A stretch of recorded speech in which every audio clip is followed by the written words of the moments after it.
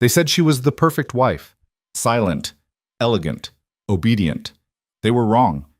Tonight, Elara Vance will shatter every lie Adrian Vale ever told about her, starting with the one she told herself. She's not the polished ornament on his arm.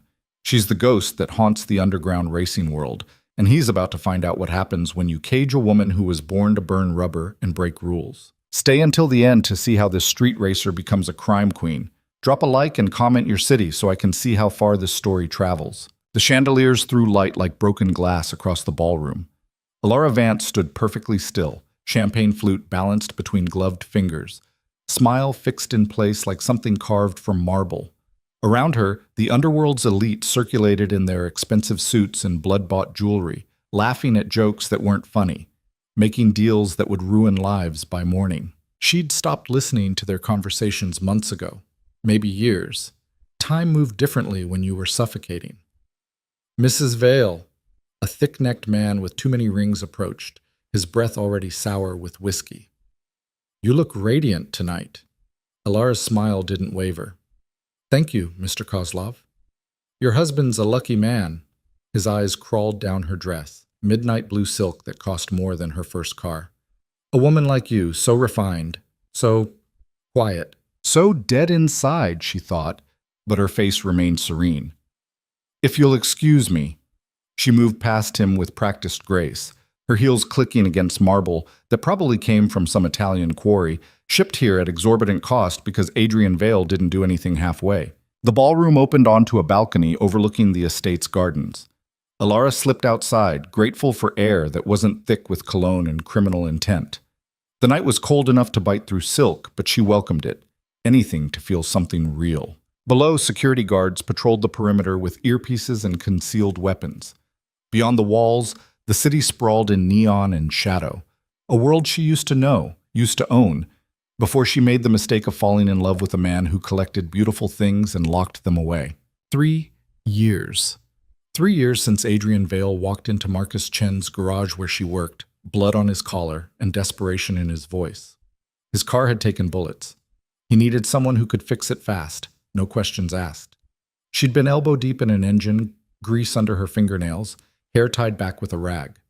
She remembered looking up at him, this sharply dressed stranger with cold eyes and colder reputation, and thinking, trouble. She'd been right. But there'd been something else in his face that night, something raw and almost human when she'd gotten his car running in under an hour. Admiration. Not the condescending kind men usually gave her, but genuine respect. You're good, he'd said, handing her twice what she'd asked for. Better than good. I know. He'd laughed. Actually laughed. Then he'd asked her name. 6 months later, they were married. 6 months after that, she realized marriage to Adrian Vale meant becoming someone else entirely. The woman in the grease-stained coveralls who could strip an engine blindfolded? Dead. The street racer who'd dominated the underground circuit under the name Nix, who'd made grown men weep when she left them eating her dust? Erased. In their place, Mrs. Adrian Vale, silent, elegant, perfect, empty. There you are. Elara's spine stiffened. She didn't turn around. I needed air. Adrian's footsteps were soft against the balcony stone. He moved beside her, close enough that she could smell his cologne, something expensive and woody that probably cost more than her old apartment's monthly rent. Kozlov was looking for you, he said. I told him you weren't feeling well. Thoughtful. Elara. His voice held a note of something, irritation, concern. With Adrian, it was always hard to tell. You're being difficult tonight. I'm being perfect. She finally looked at him, her smile sharp enough to cut. Isn't that what you wanted? He studied her face, his expression unreadable. Adrian Vale at 42 was the kind of handsome that came with power and violence, sharp jaw, calculating eyes, silver threading through dark hair at his temples. He wore authority like other men wore cologne. I wanted you, he said quietly. No. Elara turned back to the gardens. You wanted the idea of me. The polished version. The one who stands beside you at parties and doesn't embarrass you in front of your associates. That's not fair, isn't it? Silence stretched between them, loaded with 3 years of things unsaid. Finally, Adrian sighed. I have business to attend to. Marcus Chen's waiting in the study. Don't disappear for too long. He left without touching her. Once he would have kissed her temple, his hand lingering at the small of her back. Now they moved around each other like strangers. Elara waited until his footsteps faded before she moved. But she didn't go back inside. Instead, she drifted along the balcony toward the east wing, where French doors led to Adrian's private study. She shouldn't eavesdrop. She knew that. She did it anyway. The doors were cracked open just enough. Inside, cigar smoke drifted in lazy clouds. Marcus Chen's voice carried first. Marcus, who'd given her her first real job, who taught her everything about engines and nothing about men like Adrian Vale. The shipment arrives Tuesday, Marcus was saying. Chen's handling the logistics, but we'll need your signature on the transfer papers. Not a problem, Adrian's voice, casual and cold. What about the other matter? Your wife? Elara's blood went still. She's been asking questions again, Marcus said, about the businesses, where the money comes from. She'll stop. Adrian's tone carried dismissal. Elara knows better than to push. You sure about that? Because she doesn't look happy, boss, and unhappy wives have a way of becoming problems. She's not a problem. She's a decoration. Adrian's laugh was soft, cruel, beautiful, elegant, completely useless for anything beyond looking good at my side. She knows which world she married into. She won't risk what she has. Something inside Elara's chest cracked. Not her heart, that had been breaking slowly for months. This was something else, something structural.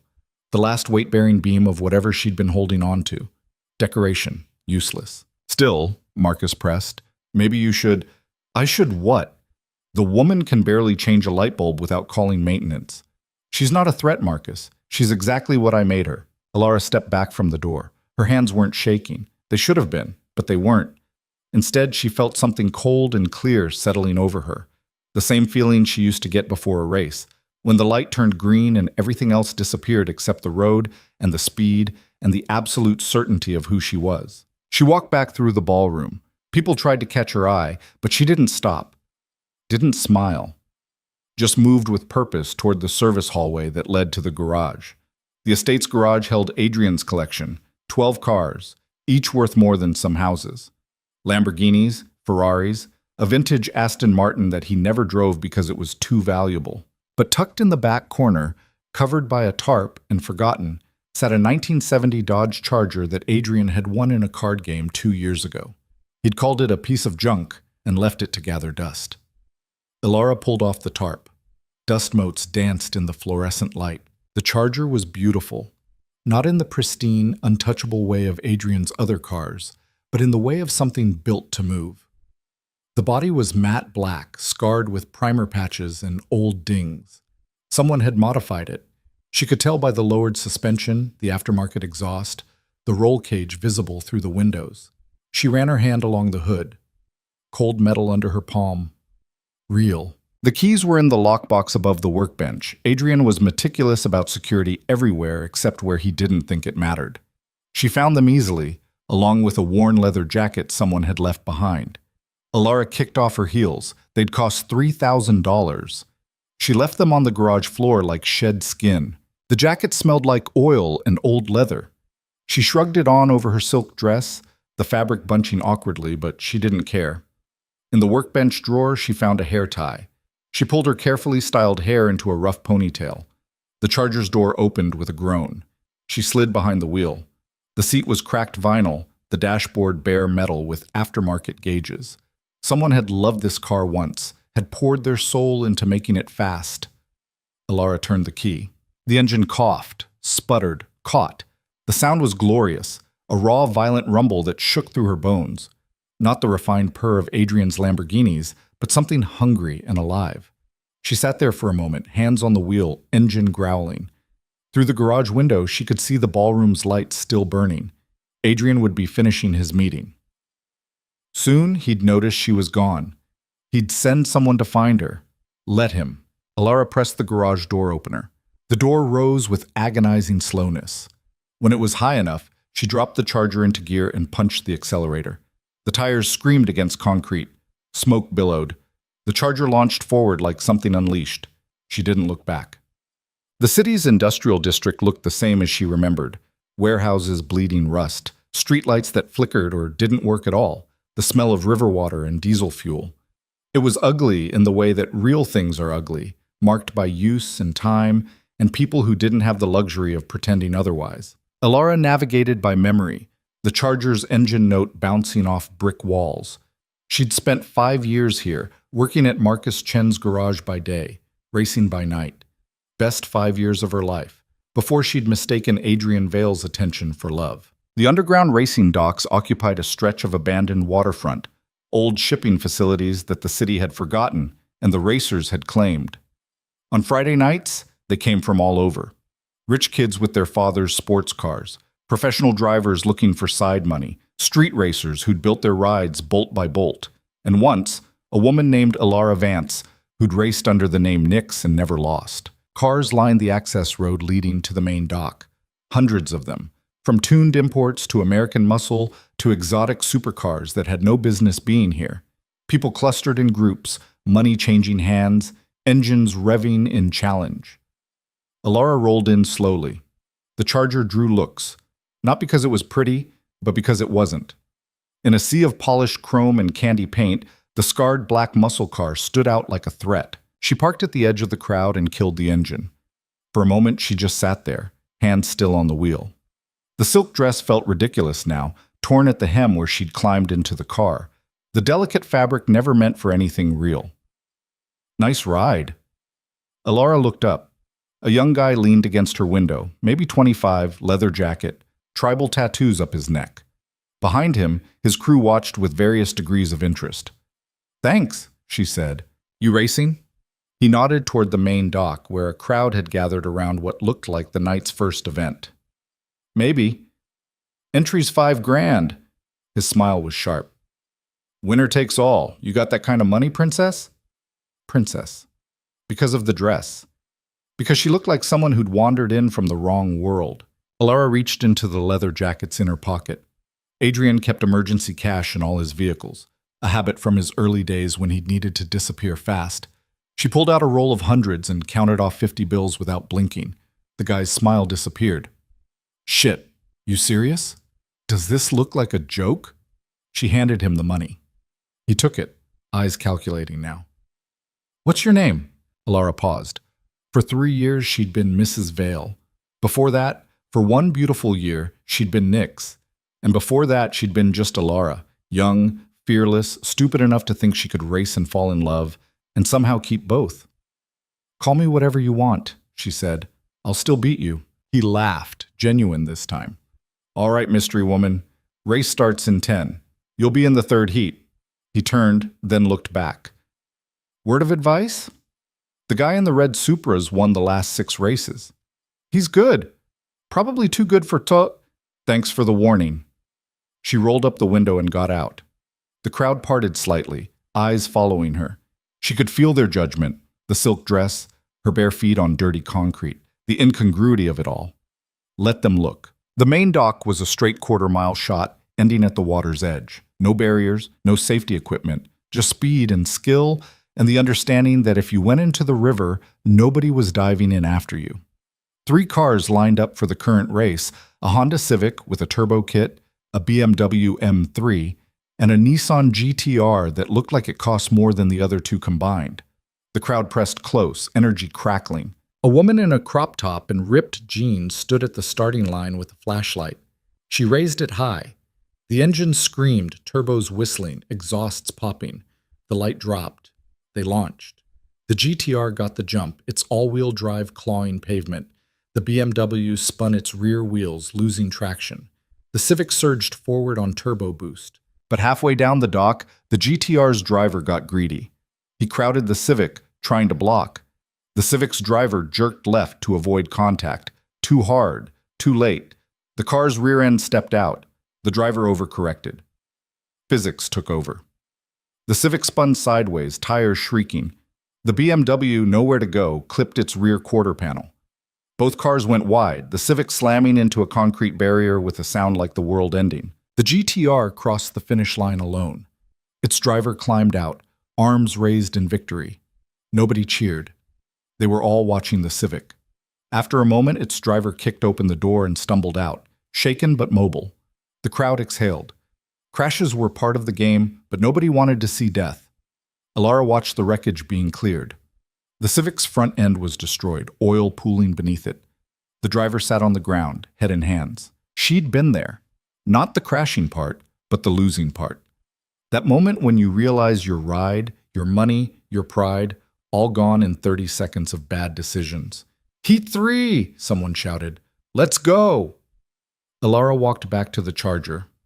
4 other cars were lining up. The red Supra the guy had mentioned, a Corvette with custom paint, a Mustang running on nitrous, and a Mitsubishi Evo that sat low and aggressive. She fired up the Charger and rolled to the line. The other drivers gave her various looks. The Supra's driver, a guy in his 30s with bleached hair and too much confidence, laughed outright. "Yo, someone's lost!" he called out. "Lady, this isn't a classic car show." His crew laughed. A few people in the crowd joined in. Elara said nothing. She just pressed the clutch, held the engine at 3,000 RPM, and waited. The Corvette's driver, older and serious, leaned out his window. "You know this is a quarter-mile run, right? That boat's got, what, a 30-year-old engine?" 40, Elara said. "Can it even break 100? Guess we'll find out." The woman with the flashlight approached. "Everyone clear on the rules? First to the end wins. If you go in the water, that's your problem. Understood?" Nods all around. "Kill your engines." 5 engines died. The crowd quieted. In the sudden silence, Elara could hear the river lapping against concrete. Someone's stereo playing bass-heavy music, her own heartbeat steady and slow. The woman raised the flashlight. Elara's hands found their positions, right hand on the wheel, left on the shifter, feet balanced on clutch and gas. Muscle memory from 1,000 races, 1,000 nights when she'd been someone who mattered. The world narrowed to this: the light, the road, the finish line. The light dropped.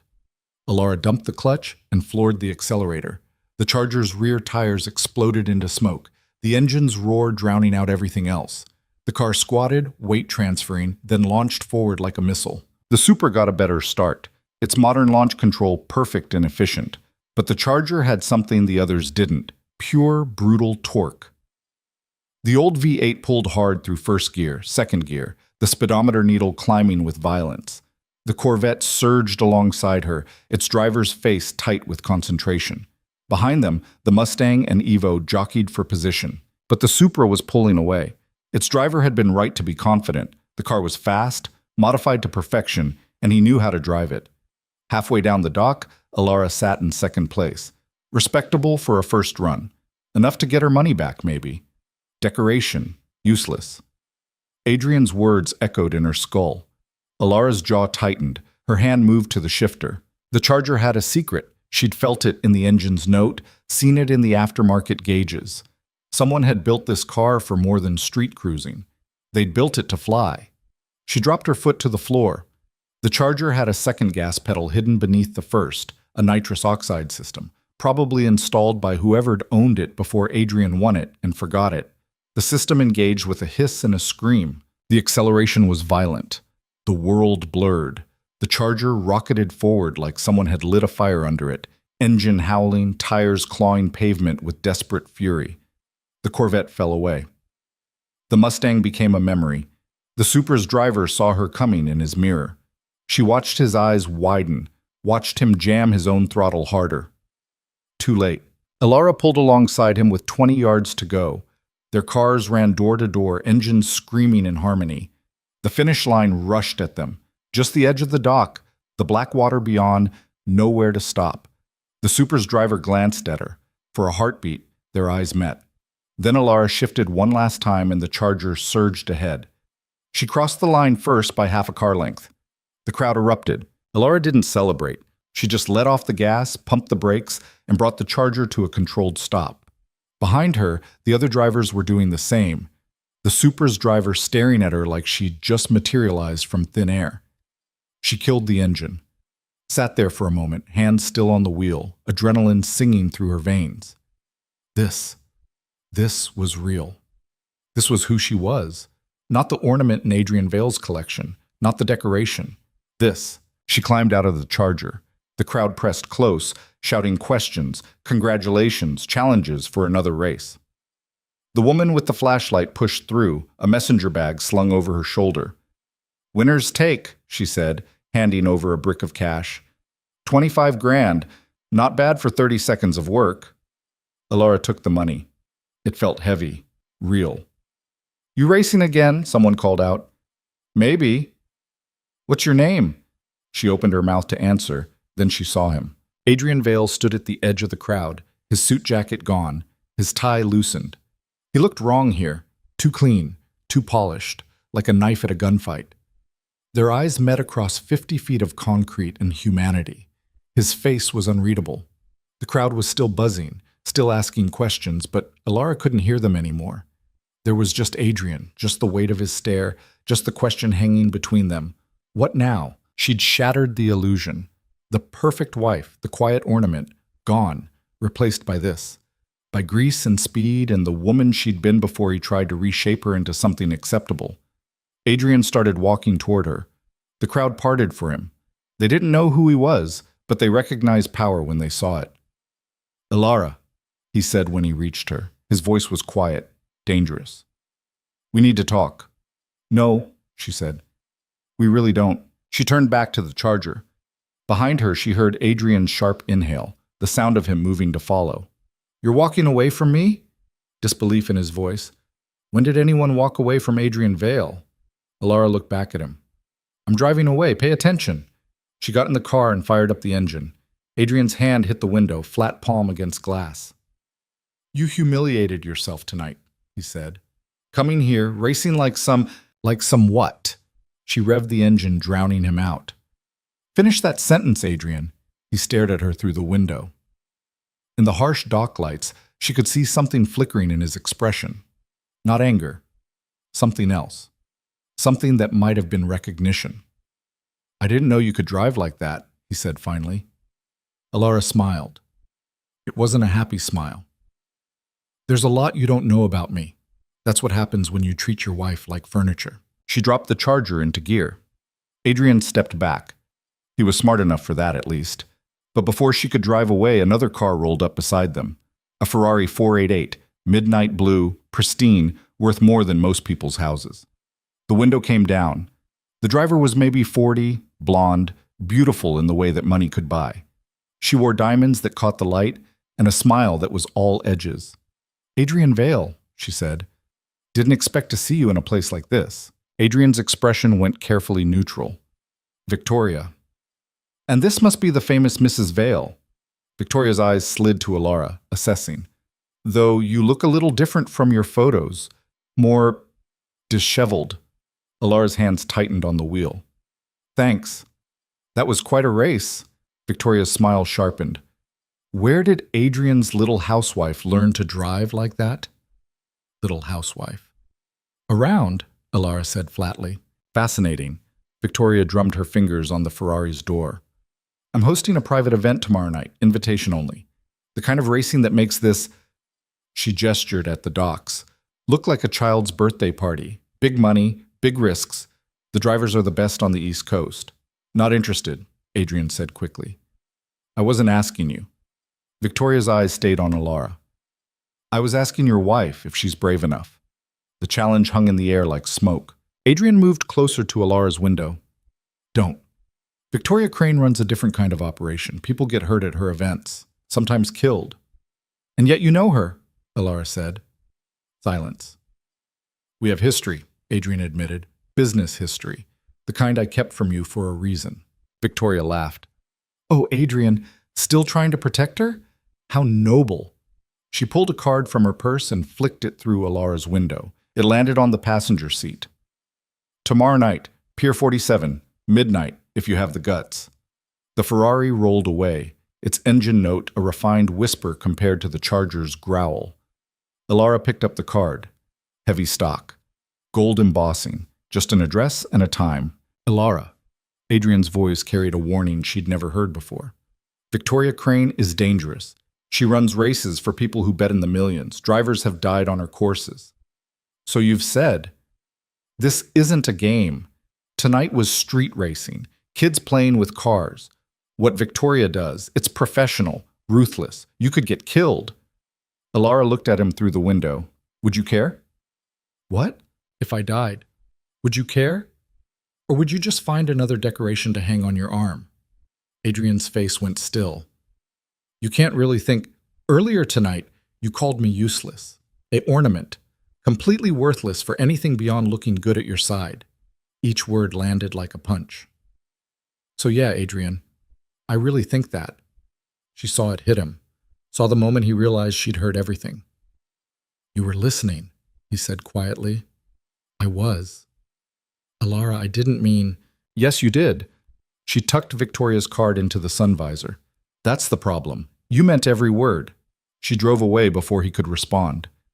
In the rearview mirror, she watched him standing there, alone in the middle of the dock, surrounded by people who had no idea who he was. For the first time in 3 years, she didn't care what he thought. Elara didn't go back to the estate. Instead, she drove to the old neighborhood, to the apartment she'd kept even after marrying Adrian. He didn't know about it, one of the few secrets she'd managed to hold on to. A studio above a Vietnamese restaurant, rent paid in cash. Her name on the lease as E. Vance instead of Mrs. Adrian Vale. The apartment was exactly as she'd left it 3 years ago. Dust covered everything. The air was stale. But in the corner, under a tarp, sat her toolbox. Her real toolbox, not the decorative one Adrian had bought her as a wedding gift. Elara pulled off the tarp. Wrenches, sockets, specialty tools. Some she'd bought, some she'd inherited, some she'd stolen. Each one a memory. Each one proof that she'd been someone before Adrian Vale decided who she should be. She set the charger's keys on the workbench and looked around. This place was the size of Adrian's closet. The heating barely worked. The shower ran cold more often than hot. The neighbors played music until 3 a.m. It was perfect. Her phone had been buzzing steadily since she'd left the docks. Adrian calling. Adrian texting. Finally, she looked at the messages. We need to talk. Now. Answer your phone. Where are you? Elara, this is serious. She typed back, I'm somewhere you're not. Enjoy the party. Then she turned off her phone and tossed it in a drawer. Sleep didn't come easily. She lay on the futon, the same one she'd had before Adrian when her biggest concern was making rent, and stared at the ceiling. Water pipes rattled in the walls. Someone was arguing in Vietnamese downstairs. But the charger's keys sat on the workbench, catching moonlight, and Victoria Crane's card was in her jacket pocket, heavy with possibility. Morning came gray and cold. Elara woke stiff, the silk dress rumpled beyond repair. She peeled it off and threw it in the trash. In the apartment's tiny closet, she found old clothes, jeans that actually fit, a tank top, a hoodie worn soft by years of use. She looked at herself in the mirror. Without the makeup, the jewelry, the careful styling, she looked younger, harder. More like the woman who used to race under the name Nix. Her phone buzzed from the drawer. She ignored it. Instead, she went downstairs to the restaurant. The owner, Mrs. Nguyen, was the same as ever. Tiny, fierce, permanently irritated by the world. You're back, Mrs. Nguyen said, not looking up from her prep work. 3 years gone. Thought you died. Not yet. Your rent's overdue. 12 months. Elara pulled out the racing winnings from last night and counted off bills. This should cover it, plus the next year. Mrs. Nguyen's eyes widened slightly. Then she scooped up the money and made it disappear into her apron. You eat, please. The pho came in a bowl the size of her head, steam rising in clouds. Elara sat at the counter and ate slowly, tasting each bite. Real food, not whatever artistic nonsense Adrian's chef prepared, foam and reduction and things arranged on the plate like abstract art. You look different, Mrs. Nguyen said, watching her. Sadder. Thanks. But also angrier. That's good. Sad alone is useless. Anger makes you do things. Elara smiled despite herself. Wise words. I'm old. I'm supposed to be wise. Mrs. Nguyen refilled her tea. The man who came looking for you, he came back. Elara's spoon paused halfway to her mouth. What man? Rich one. Expensive suit. Looked like he owned things. Mrs. Nguyen's expression soured. He said he was your husband. I told him I never heard of you. When was this? This morning, 1 hour ago. So Adrian had found her apartment. Of course he had. He hadn't built an empire by being stupid. If he comes back, Elara started. I'll tell him nothing. Mrs. Nguyen waved dismissively. I don't like men who make women look sad. After breakfast, Elara walked to the charger. It sat where she'd left it, somehow looking more at home on this cracked street than it ever had in Adrian's pristine garage. She needed to think, to plan. Victoria Crane's race was tonight, and despite Adrian's warnings, or maybe because of them, she was going. But first, the car needed work. The nitrous system had saved her last night, but it was unstable, probably installed by someone who knew enough to be dangerous, but not enough to be safe. If she was going to race against professionals, the charger needed to be perfect. She knew exactly where to go. Marcus Chen's garage looked the same as it had 3 years ago. Industrial, efficient, smelling of oil and metal shavings. The bay doors were open, revealing 3 cars in various states of repair. Elara parked the charger outside and killed the engine. Through the bay doors, she could see Marcus himself, bent over an engine block, his hands moving with familiar precision. She'd avoided this place since marrying Adrian. Too many memories, too many questions she didn't want to answer. But now she walked in like she'd never left. Marcus looked up. His expression cycled through surprise, recognition, and something else. Maybe anger, maybe disappointment. Elara Vance, he said slowly. Heard you died. Second person to say that today. You look like you've seen better days. His eyes took in her clothes, her tired face, the charger parked outside. That your ride? For now. Marcus straightened, wiping his hands on a rag. He was 60, Chinese, with hands like road maps and eyes that missed nothing. He'd taught her everything she knew about engines and most of what she knew about survival. 3 years, he said. 3 years you don't call, don't write, don't visit. I hear through the grapevine you married Adrian Vale, and suddenly you're a ghost. I'm sorry. Sorry. He laughed without humor. You were the best mechanic I had. Best racer, too. Then you threw it away for what? Money? Security? A man who treats people like property? The words stung because they were true. I made a mistake, Elara said quietly. I'm trying to fix it. Marcus studied her for a long moment. Then he nodded at the charger. That the car you raced last night? News travels fast. It does when Nix comes back from the dead and smokes the dock's best drivers. His expression shifted slightly. People are talking, saying there was a woman in a black charger who drove like the devil was chasing her. The devil wasn't chasing me. I was running from him. Cryptic. Marcus walked to the charger and popped the hood. Let's see what you're working with. He examined the engine with the same focus he brought to everything. Elara stood beside him, and for a moment it was like the old days, just her and Marcus and a car that needed understanding. Decent build, Marcus said finally. Whoever modified this knew what they were doing. But this nitrous system, he tapped a line, is a disaster. Wrong jets, wrong fuel pressure. You're lucky you didn't blow the engine last night. Can you fix it? Can I? Marcus looked at her like she'd insulted him. Yes. Question is, why should I? You planning to race again? Elara pulled out Victoria Crane's card and handed it to him. Marcus's expression went dark. No, absolutely not. You know her. Everyone in the underground knows Victoria Crane.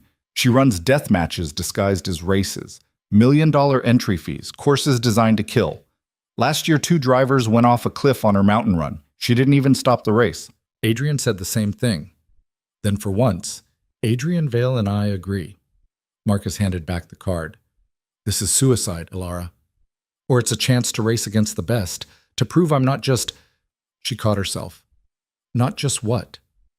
Nothing. But Marcus was too smart for that. His eyes narrowed.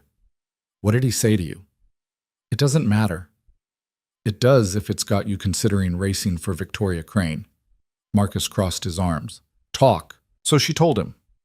Not everything, but enough. About the party, about overhearing Adrian, about the word decoration, and how it had cracked something inside her. When she finished, Marcus was quiet for a long moment. I never liked Adrian Vale, he said finally, but I thought he respected you at least. Guess I was wrong. Guess we both were. Marcus turned back to the charger. If I fix this car, and I mean if, you need to understand what you're getting into. Victoria's races aren't about skill, they're about survival. She invites drivers she thinks will put on a good show before they crash and burn. Maybe I won't crash. Elara, Marcus. She met his eyes. For 3 years, I've been someone I'm not. I've smiled and stood silent and played the role Adrian wanted. Tonight, I'm going to drive like I used to, like Nix, like myself. I need this. Marcus sighed. You're asking me to help you kill yourself. I'm asking you to help me live. The silence stretched. Finally, Marcus shook his head. You always were stubborn. Fine. I'll prep the car, but you're going to do something for me first. What? There's a kid in the back bay. 16. Thinks he's hot shit because he can drift. You're going to teach him that there's a difference between fast and reckless. Show him what real driving looks like. It wasn't a request. Elara found the kid exactly where Marcus said, in the back bay, sitting in a beat-up Nissan 24 OSX with a fart can exhaust and mismatched body panels. He looked up when she approached, his expression instantly dismissive. Who are you? Someone Marcus asked me to teach. The kid snorted, No offense, lady, but I don't need driving lessons. That's not what Marcus thinks. Marcus is old. His generation doesn't understand modern cars. Elara felt a smile tug at her mouth. She'd been this kid once, cocky, certain, convinced that confidence was the same as competence. Start your car, she said. What? Start it. We're going for a drive. I don't even know you. My name's Elara. Now start the damn car before I change my mind. Something in her voice made him listen. He fired up the 24 OSX, its exhaust loud and obnoxious. Elara climbed into the passenger seat. Take me to Miller's Run, she said. The kid's eyes widened. That's a legal street course. So? So, if we get caught, we won't. Drive. They made it to Miller's Run without incident, a stretch of abandoned industrial road that curved and twisted through old factory complexes. It was a driver's course, technical and unforgiving. Show me what you've got, Elara said. The kid grinned. He dropped the hammer. The 24 OSX accelerated hard, its engine screaming. The kid threw it into the first corner sideways, tires smoking, counter-steering with aggressive confidence. It looked impressive. It was also slow as hell. They finished the course with tires shredded and the smell of burning rubber thick in the air. The kid was breathing hard, adrenaline drunk. See, he said, I told you I could drive. You can drift, Elara corrected. That's not the same thing. What? You're bleeding speed in every corner. You're too aggressive with the steering. You think loud and sideways means fast, but you're wrong. My turn. She made him swap seats. The 24 OSX's clutch was shot, the steering sloppy, but it would do. Elara took the same course. No tire smoke, no dramatic slides, just smooth inputs, perfect lines, weight transfer managed with precision. She didn't drift through the corners, she drove through them, carrying maximum speed while the tires held their grip right at the edge. They finished 10 seconds faster than the kid's run. He sat in the passenger seat, stunned silent. That's the difference, Elara said, between putting on a show and actually being fast. Drifting is fun. It looks cool. But if you want to win, you need to understand that the fastest way through a corner is on the edge of grip, not over it. Who are you? The kid asked again, but differently this time. Someone who's made a lot of mistakes. Don't make the same ones. They drove back to Marcus's garage in silence. When they arrived, Marcus was grinning. Kid looks like he's seen a ghost, he said. I think he has, Elara replied. Marcus had the charger on the lift, its underside exposed. Give me 4 hours. I'll have this thing dialed in, but Elara, he turned serious. Promise me something. What? If it gets bad tonight, if you're in over your head, run. Don't be stupid. Don't be proud. Just survive. Elara nodded. I promise. It was a lie, and they both knew it. Midnight approached. Pier 47 was exactly where Victoria's card said it would be, an abandoned shipping terminal on the city's north edge. Elara rolled up in the Charger, its newly tuned engine purring with barely contained violence. The scene was different from the street race. Fewer cars, but every single one was exotic. Lamborghinis, McLarens, a Bugatti that probably cost more than a small house. The drivers matched their cars, wealthy, polished, dressed like they were attending a gala rather than a race. Elara parked and climbed out. Her jeans and hoodie marked her as an outsider immediately. Victoria Crane stood near the pier's entrance, holding court with a group of spectators. She saw Elara and smiled. "Mrs. Vale," she called out, "you actually came. I'm impressed." "Where's the starting line?" "Eager. I like that." Victoria gestured to a man beside her, huge, bald, muscles like carved granite. "This is Dante. He handles security and other matters. He'll explain the course." Dante's voice was surprisingly soft. "Single elimination. You race head-to-head against one other driver. Winner advances. Loser goes home. The course runs through the old industrial district, 14 miles of city streets, highway access, and surface roads. No rules except don't kill any civilians. First person back here wins." "Entry fee?" Elara asked. $1 million. Victoria's smile was sharp as glass. Elara felt the number like a punch. She had 25,000 from last night's race. Not even close. Victoria must have seen it in her face because she laughed. "Don't worry, I'm feeling generous. Consider your entry fee waived. Call it professional curiosity. I want to see if Adrian Vale's little housewife is as good as last night suggested." The condescension stung, but Elara swallowed it. "Who do I race first?" "Me." The word dropped like a stone. Victoria's smile widened. "I don't usually race anymore," Victoria continued, "but you've piqued my interest. Let's see if you're really as good as you think you are." She walked to the Bugatti, a Chiron, matte black, worth $3 million.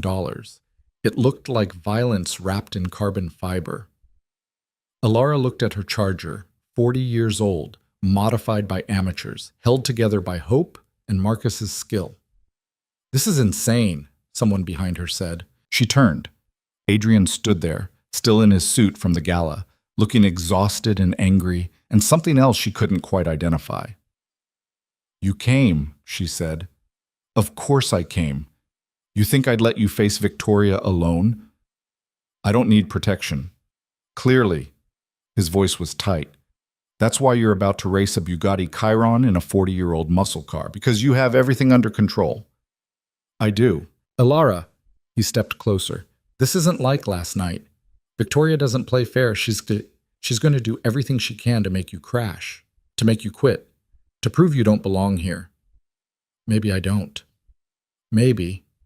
His eyes locked on hers. "Or maybe you're exactly who you used to be, and I was too stupid to see it."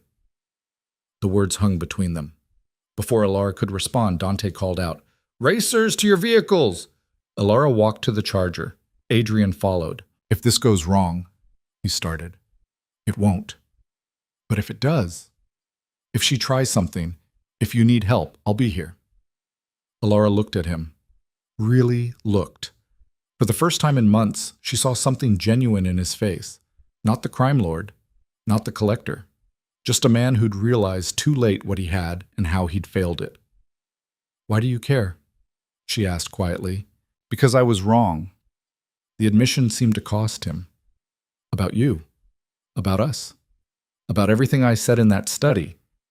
You're not a decoration, Elara. You never were. I just convinced myself you were because it was easier than admitting I'd caged something wild." Elara felt something shift in her chest. Not forgiveness? Not yet. But maybe the beginning of something that could become forgiveness, given time. "Watch me race," she said. "Then we'll talk." She climbed into the Charger. The engine fired with a roar. Victoria pulled the Bugatti alongside. Through the window, she mouthed 2 words. "You're mine." Dante stood between them, a flashlight in each hand. The crowd pressed close, phones out, money changing hands as bets were placed.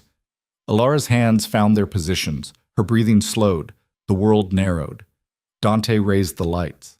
Elara thought about Adrian's words in the study, about being useless, about being a decoration. She thought about 3 years of suffocating in silk and pretending to be someone she wasn't. She thought about who she'd been before all of that. Nyx, undefeated, untouchable. The lights dropped. The Charger launched with violence that rattled her teeth. Beside her, the Bugatti's all-wheel drive and 1,500 horsepower made her start look amateur by comparison. Victoria pulled ahead immediately. They hit the first turn, a 90-degree right onto an access road. Victoria braked late, her car's advanced systems keeping it stable. Elara had no such luxury. She had to slow more, losing ground. By the time they reached the highway on-ramp, Victoria was 3 car lengths ahead. The Bugatti was faster. Objectively, undeniably faster. It could hit 260 miles per hour. The Charger would be lucky to crack 150. But speed wasn't everything. Elara had something Victoria didn't: knowledge. She'd driven these streets for years. She knew every pothole, every rough patch, every shortcut the city tried to forget. While Victoria took the highway, Elara dove right, cutting through an industrial park. Her tires shrieked on oil-stained concrete. The Charger's tail stepped out. She caught it with a flick of the wheel and kept accelerating. The route was dangerous, barely wide enough for one car, but it shaved off 2 miles. She burst back onto the main course just as Victoria was getting off the highway. The Bugatti's driver saw her and Elara could imagine her expression: shock, anger, realization that the race wasn't over. They screamed through the warehouse district side by side. Victoria tried to crowd her, to force her into the guardrail. Elara gave ground, let the Bugatti think it had won the position. Then she downshifted and punched the nitrous. The Charger surged forward with violence that pinned her to the seat. She pulled ahead, took the racing line through the next corner, and held it. Victoria tried to answer, tried to use the Bugatti's power to muscle past. But Elara knew this road. She knew exactly where it got rough, where the pavement buckled from years of heavy trucks. At 120 miles per hour, the Bugatti hit the rough patch. Its sophisticated suspension couldn't quite hide it. Victoria had to back off just slightly. Elara didn't. The Charger's old-school suspension was built for punishment. It hammered over the broken pavement without flinching. She pulled away. The finish line appeared, Pier 47's entrance, marked by lights and the crowd. Elara crossed first by 2 seconds. She stood on the brakes, the Charger's tires screaming. When she stopped, her hands were shaking. Not from fear, from triumph. The crowd erupted. Even the people who'd bet against her were cheering. They'd just seen something impossible. Elara climbed out. Adrian was there first, his expression something she'd never seen before. Pride, maybe. Or recognition. Victoria pulled up in the Bugatti, killed the engine, and sat there for a long moment before emerging. Her perfect composure was cracked, just slightly. She walked to Elara. For a heartbeat, Elara thought she might get violent. Instead, Victoria laughed. "Well, I'll be damned. Good race," Elara said. "Good race." Victoria's eyes glittered with something dangerous and impressed. "You know what? You've earned a new name tonight. Nix is back, and she's scarier than I remembered." The crowd pressed close, congratulations and questions flying. But Elara only had eyes for one person. Adrian stood apart from the chaos, watching her. When their eyes met, he nodded once. It wasn't an apology. It wasn't forgiveness. But it was acknowledgement. Elara Vance, Nix, had just reminded the world who she really was, and this was only the beginning. The adrenaline didn't fade. Even an hour later, sitting in Marcus's garage with the Charger cooling and ticking, Elara's hands still trembled slightly. Not from fear, from the sharp clarity of knowing she'd just beaten Victoria Crane at her own game. Adrian leaned against the workbench, tie loosened, jacket slung over his shoulder. He looked exhausted. "You should have told me." "Told you what?" "That you could drive like that. That you were Nix." He rubbed his face. 3 years, Elara. 3 years we've been married, and I didn't know." "You didn't ask." She was checking the Charger's oil, her movements automatic. "You decided who I should be, and I let you. My mistake. Our mistake." She looked up at him. In the garage's harsh fluorescent light, Adrian looked older somehow, less untouchable. "What are you doing here, Adrian? Really? You've got an empire to run, associates to impress. Why follow me to a street race?" He was quiet for a long moment. Then, "Because when I saw you leave tonight, when I realized you'd heard everything I said to Marcus, I knew I'd broken something I couldn't fix with money or apologies." "You're right, you can't. But maybe I can earn it back." He pushed off the workbench. "What you did tonight, beating Victoria, that's going to have consequences. She doesn't lose gracefully." "I noticed." "I'm serious. Victoria Crane isn't just a racing enthusiast. She's connected to people who make me look like a street corner dealer. Russian syndicates, Chinese triads. She runs races to launder money and broker deals between criminals who'd otherwise kill each other on sight. Elara wiped her hands on a rag. And you know this because I've done business with her. Before you. Before I tried to... He caught himself. Before you tried to go legitimate? She couldn't keep the edge out of her voice. Is that what our marriage was? Your attempt at respectability? No, that's not... Adrian's jaw tightened. I married you because when I walked into Marcus's garage that night, you looked at me like I was just another customer, not Adrian Vale, crime lord, just a guy with a broken car. You didn't fear me. You didn't want anything from me.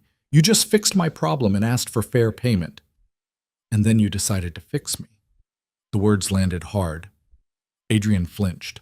I didn't see it that way, he said quietly. I thought I was protecting you, giving you a better life, safety, security, everything I never had growing up. I didn't need protection. I needed a partner. I know that now. The garage door rolled open. Marcus walked in carrying takeout bags, the smell of Chinese food following him. He looked between Elara and Adrian, reading the room with the ease of someone who'd survived 60 years in a dangerous world. You two sorting your shit out? Marcus asked bluntly. Working on it, Elara said. Work faster, because word's already spreading about what happened tonight. Marcus set the food on the workbench. I've got 3 different crews asking if Nix is back for real. 2 of Victoria's people sniffing around, and someone claiming to represent the Sinaloa cartel wanting to know if you're available for a job. Adrian's expression went cold. The cartel? They move cars across the border. High-value merchandise. They want drivers who can outrun law enforcement. Marcus pulled out containers. They're offering $200,000 per run. No, Adrian said immediately. I wasn't asking you. Elara grabbed a container. What's the job exactly? Elara, I said I wasn't asking you, Adrian. She met his eyes, daring him to push. Marcus, details. Marcus glanced at Adrian, then shrugged. They need someone to drive a modified Tesla Model S Plaid from San Diego to a warehouse outside Tijuana.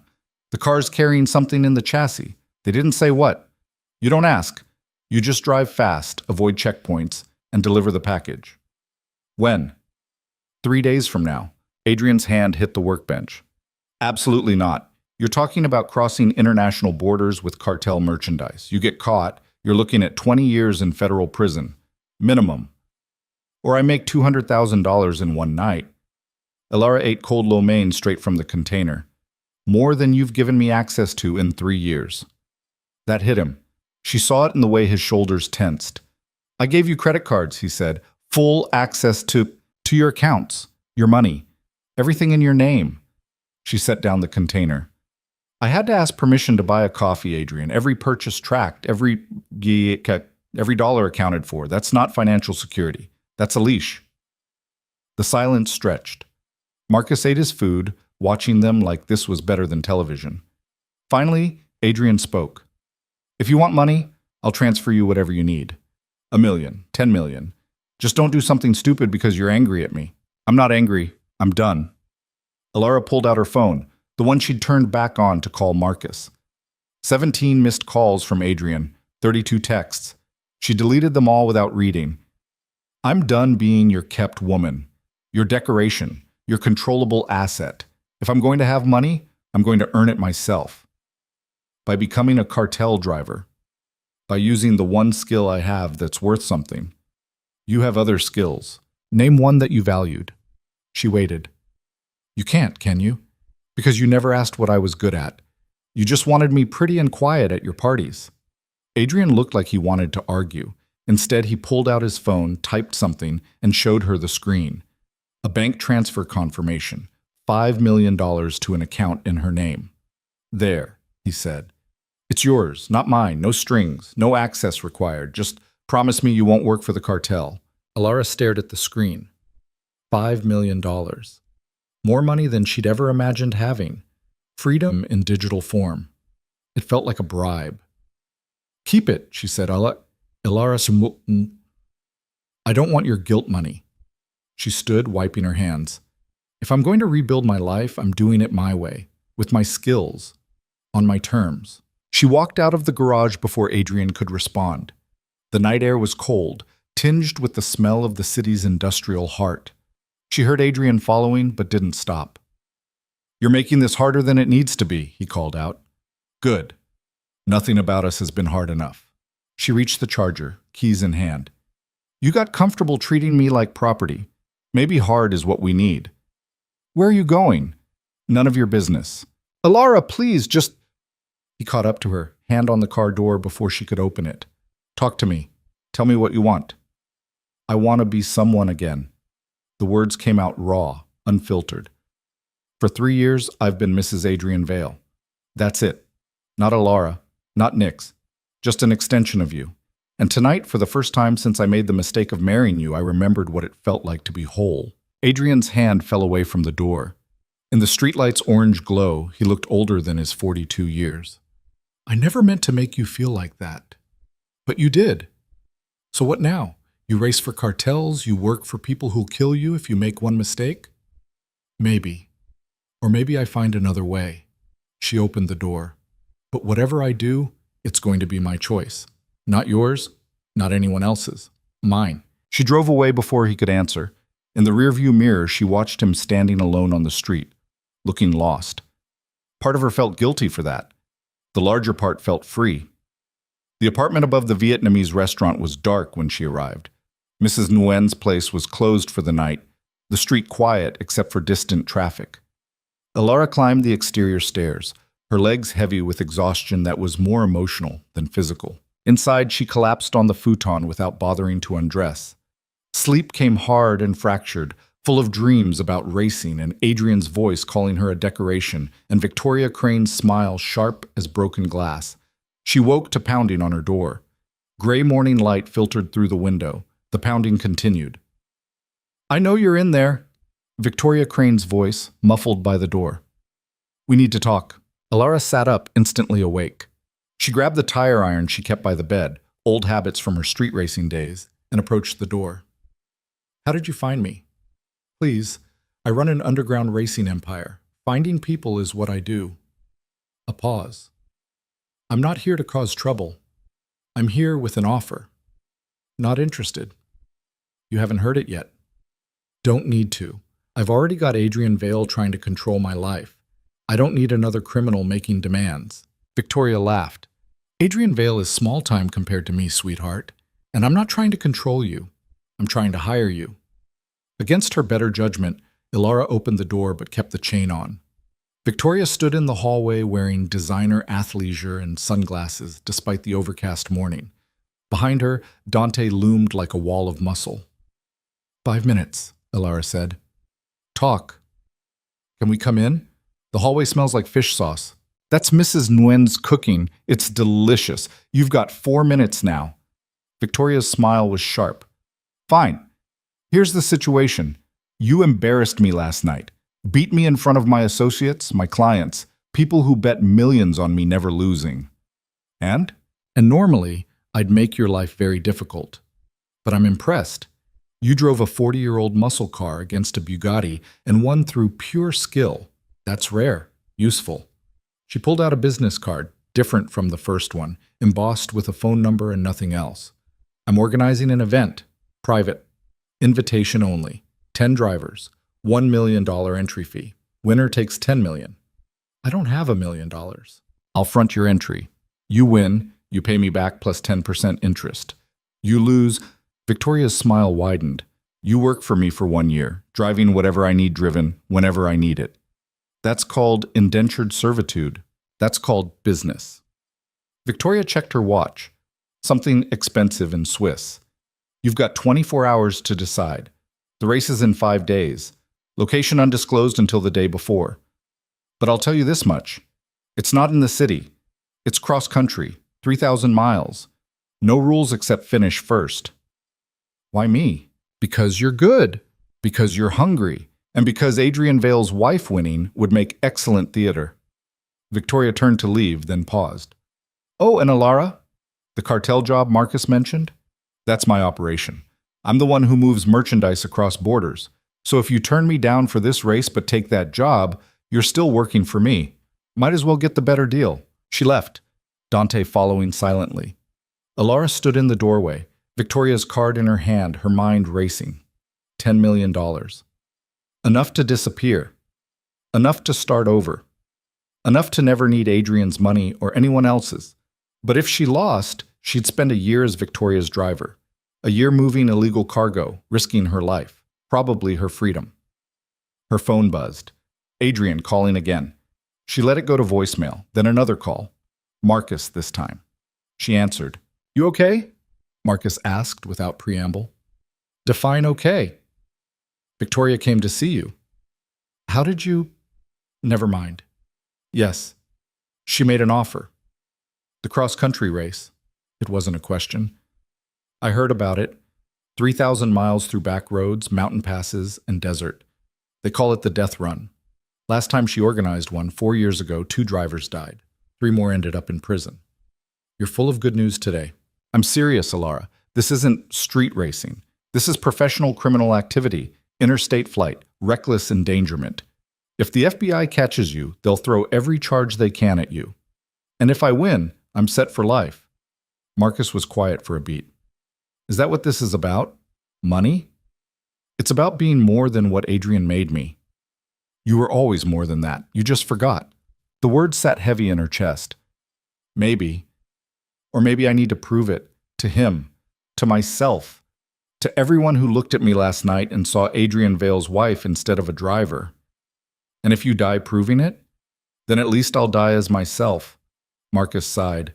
"You sound like your father." Elara went still. "You knew my father?" "I knew of him. Tommy Vance. Best street racer in the city before he wrapped his car around a bridge support doing 160 on a residential street." Another pause. "You were 6 when it happened. Your mother never forgave him for leaving you like that. Neither did you, I think." "I don't remember him." A lie. She remembered fragments, his hands on a steering wheel, the smell of motor oil, the sound of an engine that never stopped running. "Maybe that's better." Marcus's voice softened. "Look, I can't stop you from racing Victoria's event, but I can make sure your car's ready. Come by the garage. Let's talk about what you'll need." "You'll help me?" "I'll help you survive. Can't promise more than that." After Marcus hung up, Elara sat on the futon, staring at Victoria's card.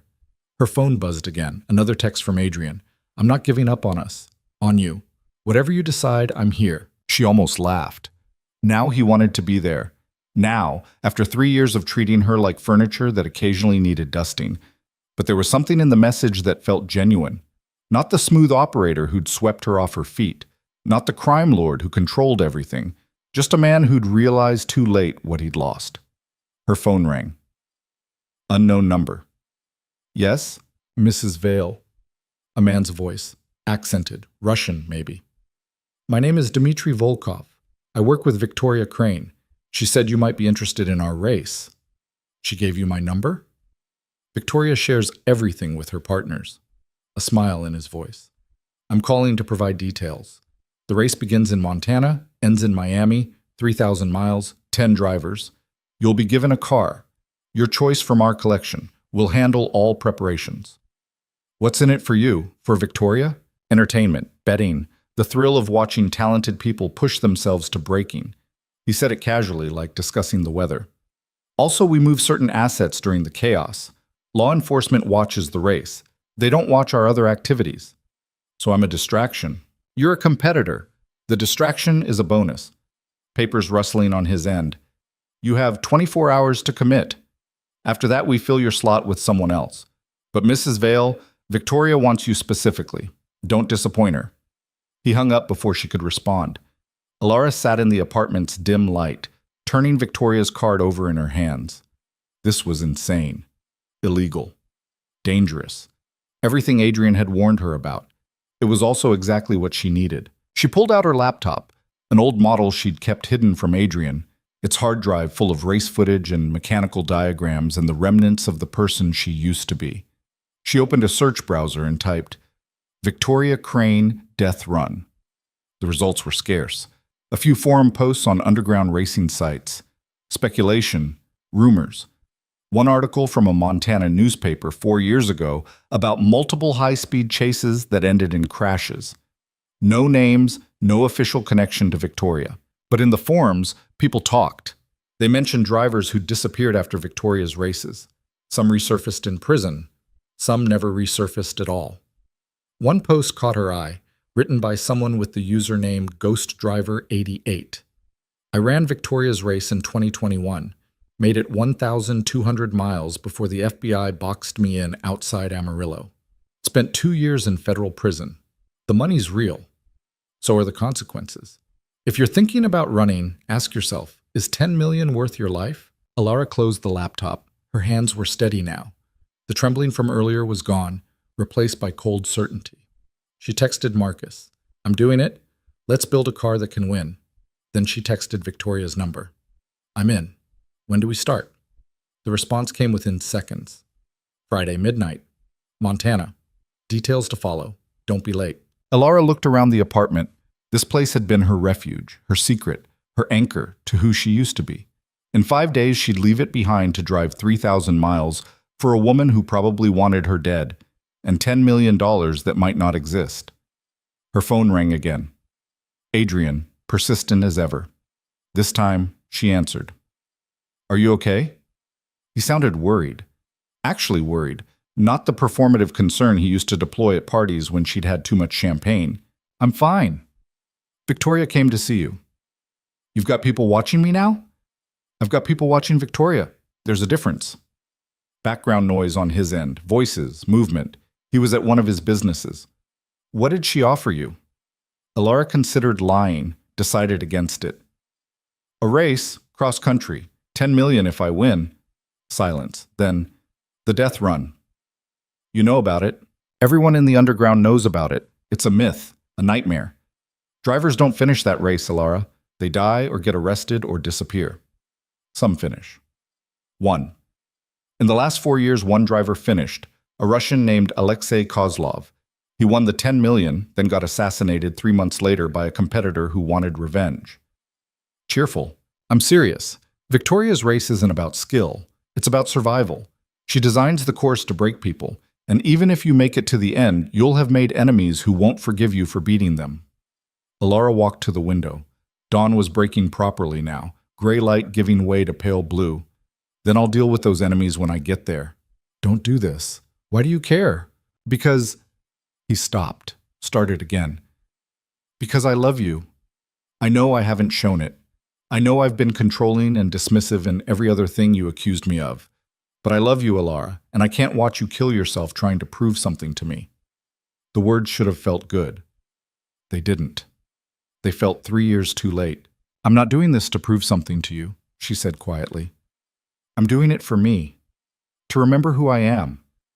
Who I was before you decided I should be someone else. Then let me help. No, this is mine. My race, my risk, my choice. She paused. But Adrian, if I don't make it back, the apartment's address is in my phone under home. Give the keys to Marcus. He'll know what to do with my things. Elara, she hung up. Her hands were shaking again, but not from adrenaline, from the weight of what she'd just committed to. 3,000 miles, 10 drivers, 1 winner. She had 5 days to prepare. Marcus's garage became her second home. They stripped the Charger down to bare metal, examining every component, every weld, every potential failure point. The engine got a complete rebuild. New pistons, reinforced internals, upgraded fuel system. Marcus sourced parts from connections Elara didn't ask about. You'll need endurance, Marcus explained, torquing down cylinder heads. This isn't a sprint. You're looking at 40, 50 hours of continuous driving. The car needs to handle it. You need to handle it. I will. Will you? He looked up, grease-stained and serious. When's the last time you drove for more than 4 hours straight? She couldn't remember. Before Adrian, probably. Before she'd become someone who had drivers. That's what I thought. Marcus wiped his hands. We've got 3 days until you leave. Starting tomorrow, you're driving. 8-hour shifts, no breaks. I want you used to the fatigue, the monotony, the way your body starts to rebel after hour 5. Where am I supposed to drive for 8 hours? Leave that to me. The next morning, Marcus handed her keys to a beat-up Honda Civic. This is your training vehicle.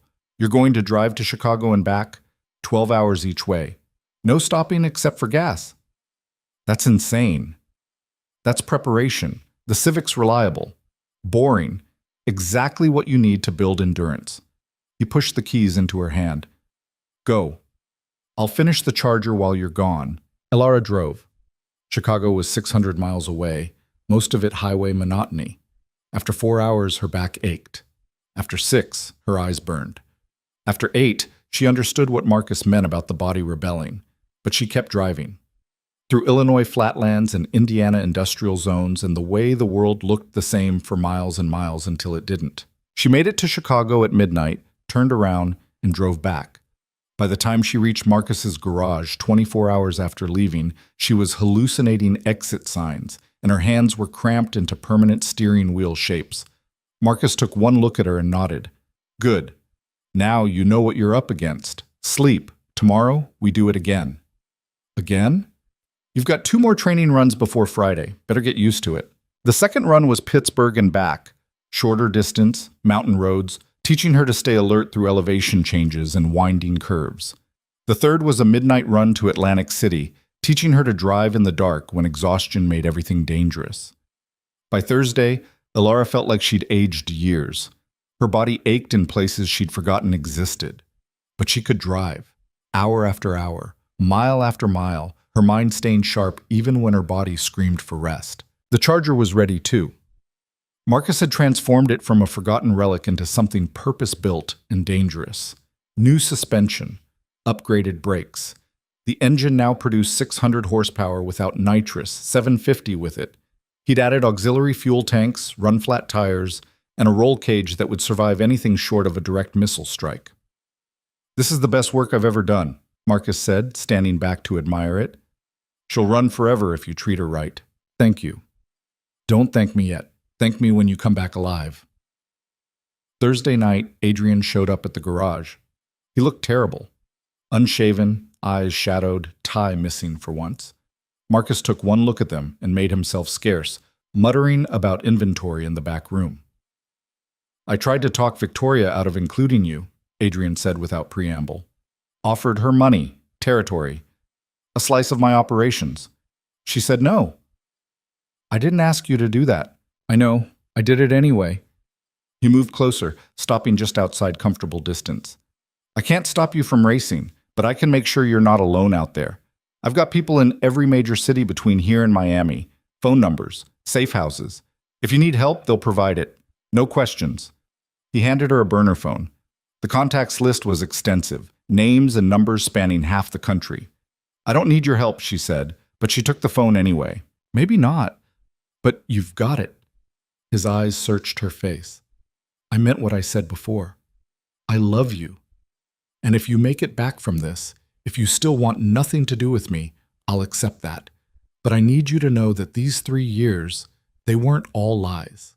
I did love you. I just loved you wrong. Elara felt something crack in her chest, not breaking, just shifting, making room for complications she didn't want to feel. I don't know what to do with that, she said honestly. You don't have to do anything. Just come back alive. Then we'll figure out the rest. He left before she could respond. The burner phone sat heavy in her hand, full of lifelines she'd probably never use. Marcus emerged from the back. He's not entirely wrong, you know. About what? About loving you wrong. The old man's expression was softer than usual. Some people don't know how to love anything without trying to own it. Adrian's one of them. Doesn't make it right, but it explains some things. You defending him now? I'm defending you.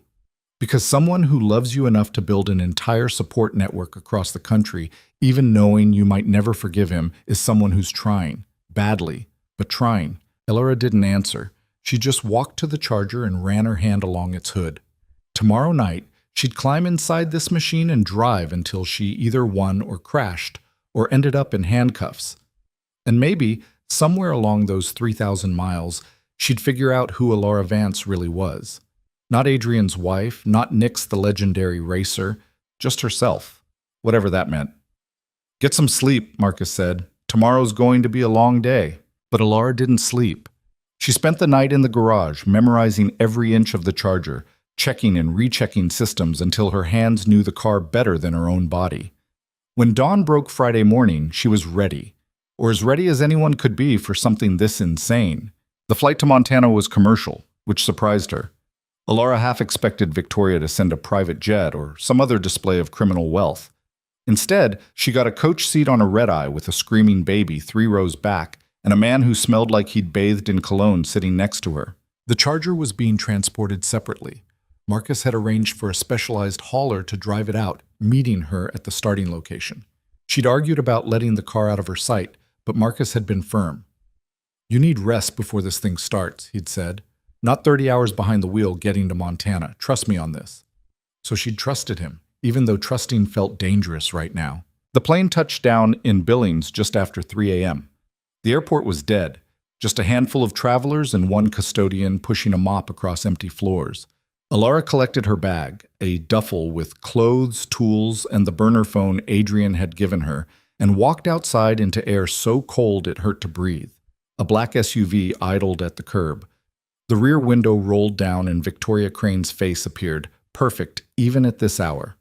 "Get in," she said. Not a request. Elara climbed into the back seat. Dante was driving, his massive frame somehow folded into the driver's seat. Victoria sat beside her, dressed in fur and leather like she was heading to a fashion show instead of an illegal street race. "Sleep well?" Victoria asked. "Not really." "Good. Keeps you sharp." Victoria pulled out a tablet and swiped through screens. "We're 40 minutes from the staging area. The other drivers are already there. I'll brief you on the way." The SUV pulled away from the airport, heading into darkness broken only by occasional highway lights. Montana stretched around them, vast, empty, intimidating in its scale. "The race begins at midnight tonight," Victoria said, all business now. 10 drivers as promised. The route is approximately 3,000 miles, ending in Miami. You'll receive GPS coordinates for checkpoints along the way. You must hit each one or you're disqualified. Miss 2 consecutive checkpoints and we assume you've either quit or crashed. Either way, you're out. "What about the police?" Victoria smiled. "We have people monitoring law enforcement channels. You'll receive alerts if there's significant activity near your route. But understand, we can't protect you completely. If you get pulled over, if you get caught, you're on your own. We'll disavow any knowledge of you or this race." "Of course you will. The prize is 10 million as stated. Winner take all. Second place gets nothing. Third place gets a bullet if they caused problems for the winner." She said it casually, like discussing menu options. "Questions?" "Yeah, why run a race this dangerous? What's in it for you besides entertainment?" Victoria's smile widened. "Smart question. The truth? This race is cover. While every law enforcement agency between here and Florida is chasing 10 high-performance vehicles driving like maniacs, my organization is moving product. Lots of it. Drugs, weapons, money, things that need to cross state lines without scrutiny. You and the other drivers are the distraction. So we're bait. We're your well-compensated bait." Victoria tapped the tablet. "Your car arrived 2 hours ago. Marcus Chen does excellent work. I examined it personally. Very impressive for something built in a small garage." The compliment felt wrong coming from her. "Where are the other drivers from?" "Everywhere. We've got a former Formula One driver who crashed out after a cocaine scandal, a Saudi prince who races for fun and kills for sport, a woman from Tokyo who's never lost a street race, a trucker from Texas who runs meth and knows every back road in America, and others." She scrolled through profiles. "They're all dangerous, they're all desperate, and they all want that $10 million as badly as you do." The SUV turned off the highway onto a dirt road that seemed to lead nowhere. They drove for another 20 minutes through scrubland and darkness until lights appeared in the distance. The staging area was an abandoned airfield, its runway cracked and overgrown but still functional. Portable lights illuminated 9 vehicles arranged in a semicircle, each one a masterpiece of engineering and criminal intent. A McLaren 720S in matte black, a modified GTR with a carbon fiber body, a Porsche 911 Turbo S that sat low and aggressive, a Tesla Model S Plaid, probably the one the cartel used for border runs, an Audi RS6 Avant, that looked like a family car until you saw the roll cage and racing harness. A Corvette C8Z06, a BMW M5 competition, a Mercedes AMG GT Black Series, and a Dodge Viper that looked like it had been built to kill its driver. The Charger sat apart from the others, looking brutal and raw next to their polished elegance. Marcus stood beside it, arms crossed, looking exhausted. Elara climbed out of the SUV and went straight to him. "Everything okay?" Drive was fine, car's perfect. He handed her the keys. "I adjusted the suspension for highway driving. You can switch it to sport mode for when things get technical. Fuel efficiency's not great. You'll need to stop every 300 miles or so. I mapped out gas stations along potential routes." He pulled out a printed sheet covered in handwriting. "Study this, memorize it. Don't rely on GPS, signal's going to be spotty in some areas." "Thank you." Marcus's expression softened slightly. "You ready for this?" "No, but I'm doing it anyway." "That's what I thought you'd say." He glanced at the other drivers.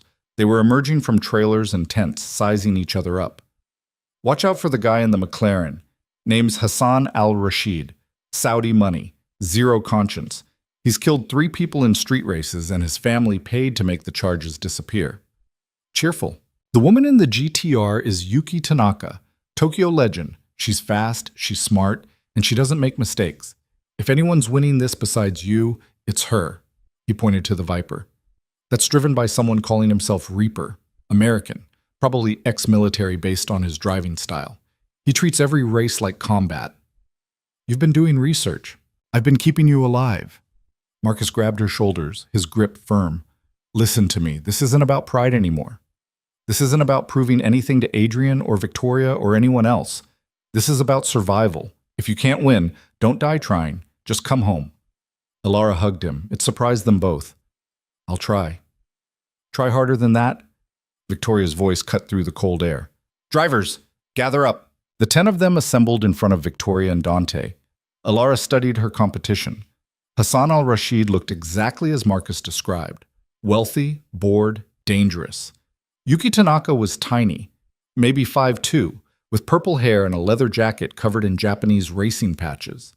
Reaper wore tactical gear and sunglasses despite the darkness. The others were a mix of types, young, old, male, female, united only by the hunger in their eyes. Victoria stood on the hood of her Bugatti, commanding attention effortlessly. "Welcome to the death run. Some of you have raced for me before, most of you haven't. The rules are simple. First one to Miami wins $10 million. Hit your checkpoints. Don't get caught. Don't die. Everything else is negotiable." "What about interference?" Yuki's voice was accented but clear. "If someone tries to run me off the road, are weapons permitted?" "Weapons are always permitted," Victoria said. "But remember, you kill another driver, you better make sure it looks like an accident. We don't need murder investigations complicating things." Hassan laughed. "So basically, no rules." "Basically." Victoria's smile was sharp. "You have until midnight to prepare. Check your vehicles. Review your routes. Say your prayers if you're the religious type. At midnight, you leave in 60-second intervals. First away is Hassan, determined by lottery. Last away is..." She checked her tablet. "Mrs. Elara Vale." Great. Starting last meant everyone else would be ahead, setting the pace, while she played catch-up. The drivers dispersed to their vehicles. Elara went to the Charger and popped the hood, running through final checks even though Marcus had already done them perfectly. It gave her hand something to do besides shake. "Mrs. Vale?" She looked up. Hassan al-Rashid stood there, all expensive watches and arrogant smile. Up close, he was younger than she'd expected, maybe 30, with the kind of good looks that came from genetics and personal trainers. "I wanted to introduce myself," he said. "Hassan al-Rashid. I'll be the one beating you to Miami." "Good luck with that." "I don't need luck. I have the fastest car here, and I've been racing since I was 16. He leaned against the Charger's fender like he owned it. "But I'm curious, why would Adrian Vale's wife risk her life for Victoria Crane? Did he not give you enough allowance?" Elara's hand tightened on the wrench she was holding. "You don't know anything about me. I know you're driving a car that's older than I am. I know you beat Victoria in a street race and think that makes you qualified for this." His smile widened. "I also know that desperation makes people stupid. You're desperate, Mrs. Vale. I can smell it." You know what I smell? Elara straightened, meeting his eyes. Money and privilege and the kind of confidence that comes from never facing real consequences. You've probably never lost anything that Daddy's wallet couldn't replace. Hassan's smile froze. Careful. Or what? You'll have me killed? Get in line. She turned back to the engine. Now get off my car before I use this wrench somewhere uncomfortable. He left, but not before saying, See you in Miami, if you make it that far. Yuki Tanaka approached next, but her energy was completely different. She simply nodded at the Charger. Nice build. American muscle is underrated. Thanks, your GTR looks serious. It is. Yuki pulled out a cigarette, lit it, took a drag. You're the one who beat Victoria, yes? Yeah. Good. She needed humbling. Yuki studied her with sharp eyes. You're scared. That's smart. The ones who aren't scared are the ones who die first. Are you scared? Terrified. I have a daughter in Tokyo, 6 years old. If I win this, she gets a real education, a real future, not the streets like I had. Yuki's expression hardened. So yes, I'm scared, but I'll drive through fear if it means she gets better. Elara felt something shift, recognition, maybe. They weren't so different, her and this Japanese racer, both fighting for something bigger than themselves. Good luck, Elara said, meaning it. You too. Try not to die. Yuki walked away, smoke trailing behind her. The hours crawled toward midnight. Elara tried to eat but couldn't, tried to rest but stayed wired. She checked the Charger obsessively, adjusted tire pressure, tested the nitrous system, did everything except think about what she was about to do. At 11:30, Victoria called them back together. Final briefing. Your first checkpoint is in Rapid City, South Dakota, 400 miles northeast. After that, checkpoints will be texted to your phones as you progress. The route is designed to avoid major highways where possible. We want you on back roads, state routes, anything that keeps you off police radar. She handed each driver a phone. Identical burner models with only Victoria's organization's number programmed in. These phones are your lifeline. GPS coordinates for checkpoints will come through here. Emergency contact if you crash or get arrested, though we probably won't answer. And one more thing. Victoria's voice dropped. Dangerous. These phones track your location. Try to cheat the route. Try to skip checkpoints. Try anything clever, and we'll know. The penalty for cheating is worse than losing. Nobody asked what that penalty was. Nobody wanted to know. It's 11:45, Victoria said. Drivers to your vehicles. Hassan, you're up first at midnight. The rest of you follow at 60-second intervals. Mrs. Vale, you're last at midnight plus 9 minutes. Don't be late. The drivers moved to their cars. Engines fired up, a symphony of power and violence. The McLaren's twin-turbo V8, the GTR's straight-six scream, the Viper's V10 rumble, and the Charger's V8 roar, deeper and more primal than any of them. Elara sat behind the wheel, hands on the familiar leather, breathing slow and steady. Through the windshield, she watched Hassan line up at the runway's edge. Victoria stood beside him with a flashlight. At exactly midnight, she dropped the light. Hassan launched, the McLaren's all-wheel drive clawing pavement, its taillights disappearing into darkness in seconds. 60 seconds later, Yuki and the GTR, then Reaper and the Viper, then the others, one by one, until Elara sat alone at the starting line with Victoria beside her window.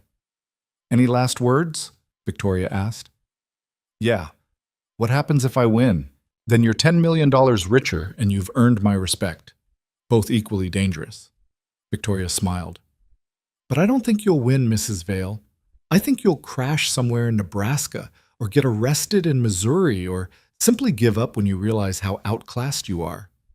You bet $1 million on me losing? I bet $1 million on you being interesting. Win or lose, you'll put on a good show. Victoria checked her watch. 30 seconds. Better get ready. Elara gripped the wheel, adjusted the mirrors one last time, felt the engine's vibration through the seat. 10 seconds. Her father had died racing, wrapped his car around a bridge support going 160, left her mother alone with a 6-year-old kid in debt and nothing but memories of a man who loved speed more than responsibility. 5 seconds. She'd sworn she'd never be like him, never prioritize racing over what mattered. Then she'd met Adrian and abandoned racing entirely, trying to be someone safe and stable. 3, 2. Now here she was, her father's daughter after all, about to drive 3,000 miles for money and pride and the chance to prove she was more than what anyone thought. Victoria dropped the light. Elara dropped the hammer. The Charger's rear tires erupted into smoke. The car squatted, weight transferring, then launched forward with violence that pinned her to the seat. She hit second gear, third, the speedometer climbing past 80, 90, 100. The runway ended. She turned hard onto the dirt access road, the Charger's suspension absorbing the rough surface, Marcus's modifications earning their keep immediately. Then she was on pavement, on a state route heading northeast, alone in the darkness with 3,000 miles ahead and 9 competitors somewhere in the night, already racing toward the same destination. The first hour was surreal. Montana's emptiness swallowed her whole, just dark roads and distant mountains, and the Charger's headlights cutting through nothing. She kept the speed at 90, fast enough to make progress, but not fast enough to attract attention. Not yet. The burner phone Victoria had given her buzzed. A text with GPS coordinates and a single word, checkpoint, Rapid City, South Dakota. She was currently 200 miles out. At this pace, she'd arrive in about 2 hours. But the other drivers had a 9-minute head start. They'd already be ahead, probably pushing harder, taking more risks. She pressed the accelerator. The speedometer climbed to 110, 120. The Charger ate the road, its engine singing. The second hour brought police. She saw the first patrol car sitting at a junction, radar gun visible in the window. She'd slowed to 75 before passing, watching the rearview mirror. The cop didn't move. Either he hadn't clocked her speed or he'd been paid to look the other way. Victoria's influence ran deep. By hour 3, Elara crossed into South Dakota. The landscape barely changed, still empty, still dark, still endless. Her mind started playing tricks, seeing taillights that weren't there, imagining crashes around every curve. This was what Marcus had trained her for. The monotony, the fatigue, the way long-distance racing attacked your mind before it attacked your body. She drank water from the bottle Marcus had packed, ate energy bars that tasted like cardboard, kept the radio off because music would lull her into complacency. At 4:17 a.m., she reached Rapid City. The checkpoint was a truck stop on the edge of town. She pulled in, scanning for the other drivers' cars. Only 3 vehicles were there: the Viper, the BMW M5, and the Corvette. That meant 6 drivers were already ahead. 6 drivers pushing harder, taking more risks, extending their lead. She pulled up to the designated pump. Victoria's text had specified which one, and a man in a truck stop uniform approached. He held a scanner, checked something on his phone, then nodded. "You're confirmed. Mrs. Vale, position 9 of 10. Next checkpoint will come through in 30 minutes. He glanced at the Charger. "Nice car. My dad had one of these." "It'll get me there." "If you say so. The GTR and McLaren came through here 45 minutes ago. They're hauling ass. The Saudi guy nearly killed someone pulling out." 45 minutes. That was a huge gap already. Elara filled the tank, used the bathroom, questionable at best, and bought more water and food.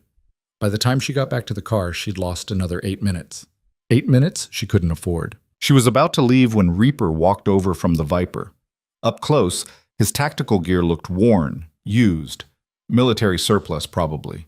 His face was hard, 30s, scarred across one cheek.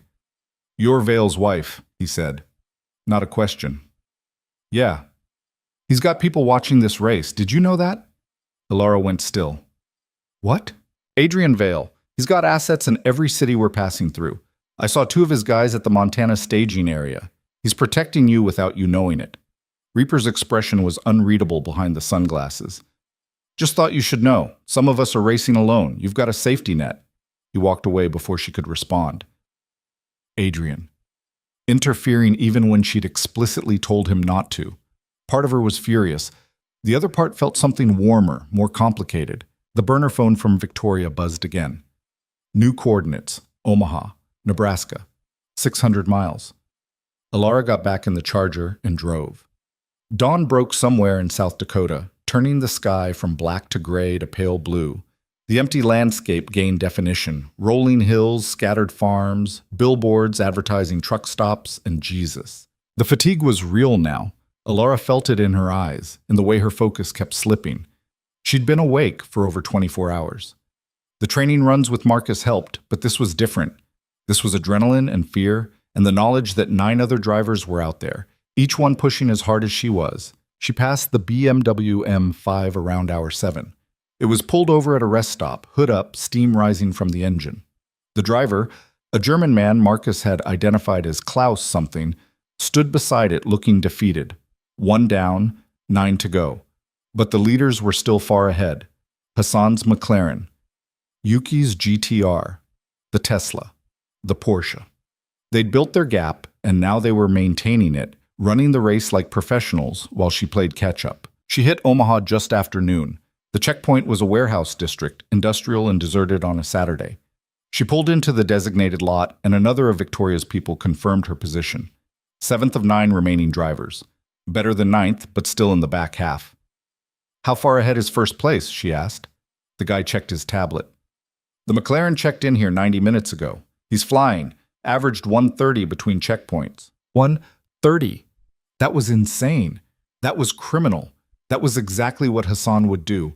Push the car and the law to their limits and trust his family's money to fix any problems. Next checkpoint? Kansas City, then St. Louis after that. You're looking at another 6-7 hours depending on your pace. Elara got back in the car. Her body screamed for sleep. Her mind felt wrapped in cotton. But she had 600 more miles to go before the next checkpoint, and the leaders weren't slowing down. She merged onto I-80, pointed the Charger east, and pressed the accelerator to the floor. The afternoon became a blur.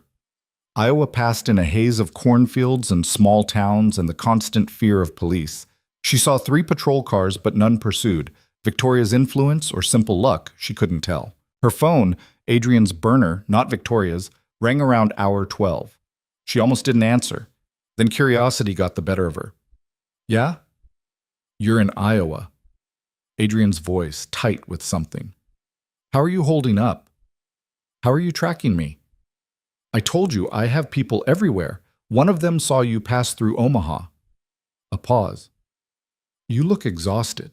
You need to rest." "I need to win." "You need to survive. Elara, you've been driving for 12 hours straight. You're going to make a mistake." "I'm fine." "You're not. I can hear it in your voice. Pull over. Sleep for 3 hours. You'll make up the time by not crashing." She wanted to argue, wanted to tell him to stop interfering. But he wasn't wrong. The road was starting to swim, curves appearing where there shouldn't be curves. "There's a motel in Des Moines," Adrian continued. "Small place, discreet. The owner owes me a favor. Rooms already paid for under a fake name. Just pull over. Rest, please." "If I stop, I lose." "If you crash, you lose everything." His voice softened. 3 hours. That's all I'm asking. The leaders will have to rest eventually, too. Hassan's human, despite what he thinks. Yuki's good, but she'll need to sleep. You're not as far behind as you think. Elara's hands were shaking on the wheel. Not from adrenaline this time, from exhaustion. "Fine," she said finally. 3 hours. Then I'm gone. "Thank you." She hung up and followed the GPS to the motel, a rundown place off the highway with a flickering neon sign and doors that opened to the parking lot. The room was small, clean enough, with a bed that felt like heaven when she collapsed onto it. She set an alarm for 3 hours, closed her eyes, opened them what felt like seconds later to the alarm screaming and sunlight gone, replaced by darkness again. She'd lost 3 hours. 3 hours while the leaders extended their gap. 3 hours she'd never get back. But when she stood, her mind was clearer, her hands steady. Her body still hurt, but the bone-deep exhaustion had faded to something manageable. She texted Adrian, "Thanks, I'm back on the road." His response came immediately. "Be careful. I love you." She didn't reply to that, just got in the Charger and drove. Kansas City at midnight. St. Louis at 4 a.m. The checkpoints kept coming and her position stayed the same. 6th place now, after someone in the Audi had crashed outside Kansas City. Walked away, apparently, but the car was done. 5 drivers ahead of her. Yuki, Hassan, the Tesla driver, the Porsche, and someone in a Corvette who was driving like they had a death wish. 3,000 miles had become 2,000, then 1,500. The finish line in Miami got closer with every mile, but so did the danger. Fatigue made mistakes. Mistakes caused crashes. Crashes meant losing everything. She was somewhere in Tennessee when her phone buzzed with a call from Victoria's number. "Mrs. Vale?" Victoria's voice, amused. "Still alive? I'm impressed." "What do you want?" "What do?" "I'm just checking in. You're in 6th place. Respectable. Better than I expected." Background noise on Victoria's end, voices, music. She was at a party while her drivers risked their lives. The McLaren and GTR are having quite the battle for first. They've been trading positions for the last 300 miles. Very entertaining. "Glad you're enjoying yourself." "Oh, I am, but I'm calling with a warning. There's been an incident. The driver in the Tesla tried to run the Corvette off the road outside Nashville. Both cars crashed. Tesla driver's dead. Corvette driver's in custody. Police are very interested suddenly." Elara's hands tightened on the wheel. "That leaves 6 of us. 7, actually. The Porsche's still running.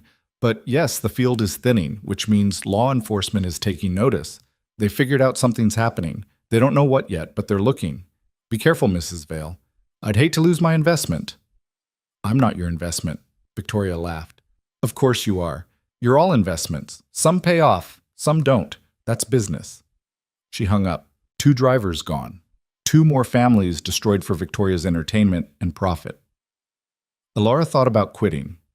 Just pulling over, calling it done, going home to face whatever life waited for her there. Then she thought about Adrian calling her a decoration, about 3 years of being someone she wasn't, about $10 million in freedom and proving that she was more than what anyone thought. She pressed the accelerator harder. Georgia arrived at dawn on the 2nd day of racing. The landscape changed. Less flat, more trees, humidity that made the air thick even at speed. She was 20 hours from leaving Tennessee, catching sleep in 2-hour bursts at rest stops, eating while driving, existing in a state that was half awake and half hallucination. The checkpoint in Atlanta confirmed what she'd suspected. She'd moved up to 4th place. Hassan and Yuki were still ahead, trading the lead. The Porsche was 3rd, then her, 400 miles to Miami. Maybe 6 hours if she pushed hard. She could win this, actually win this.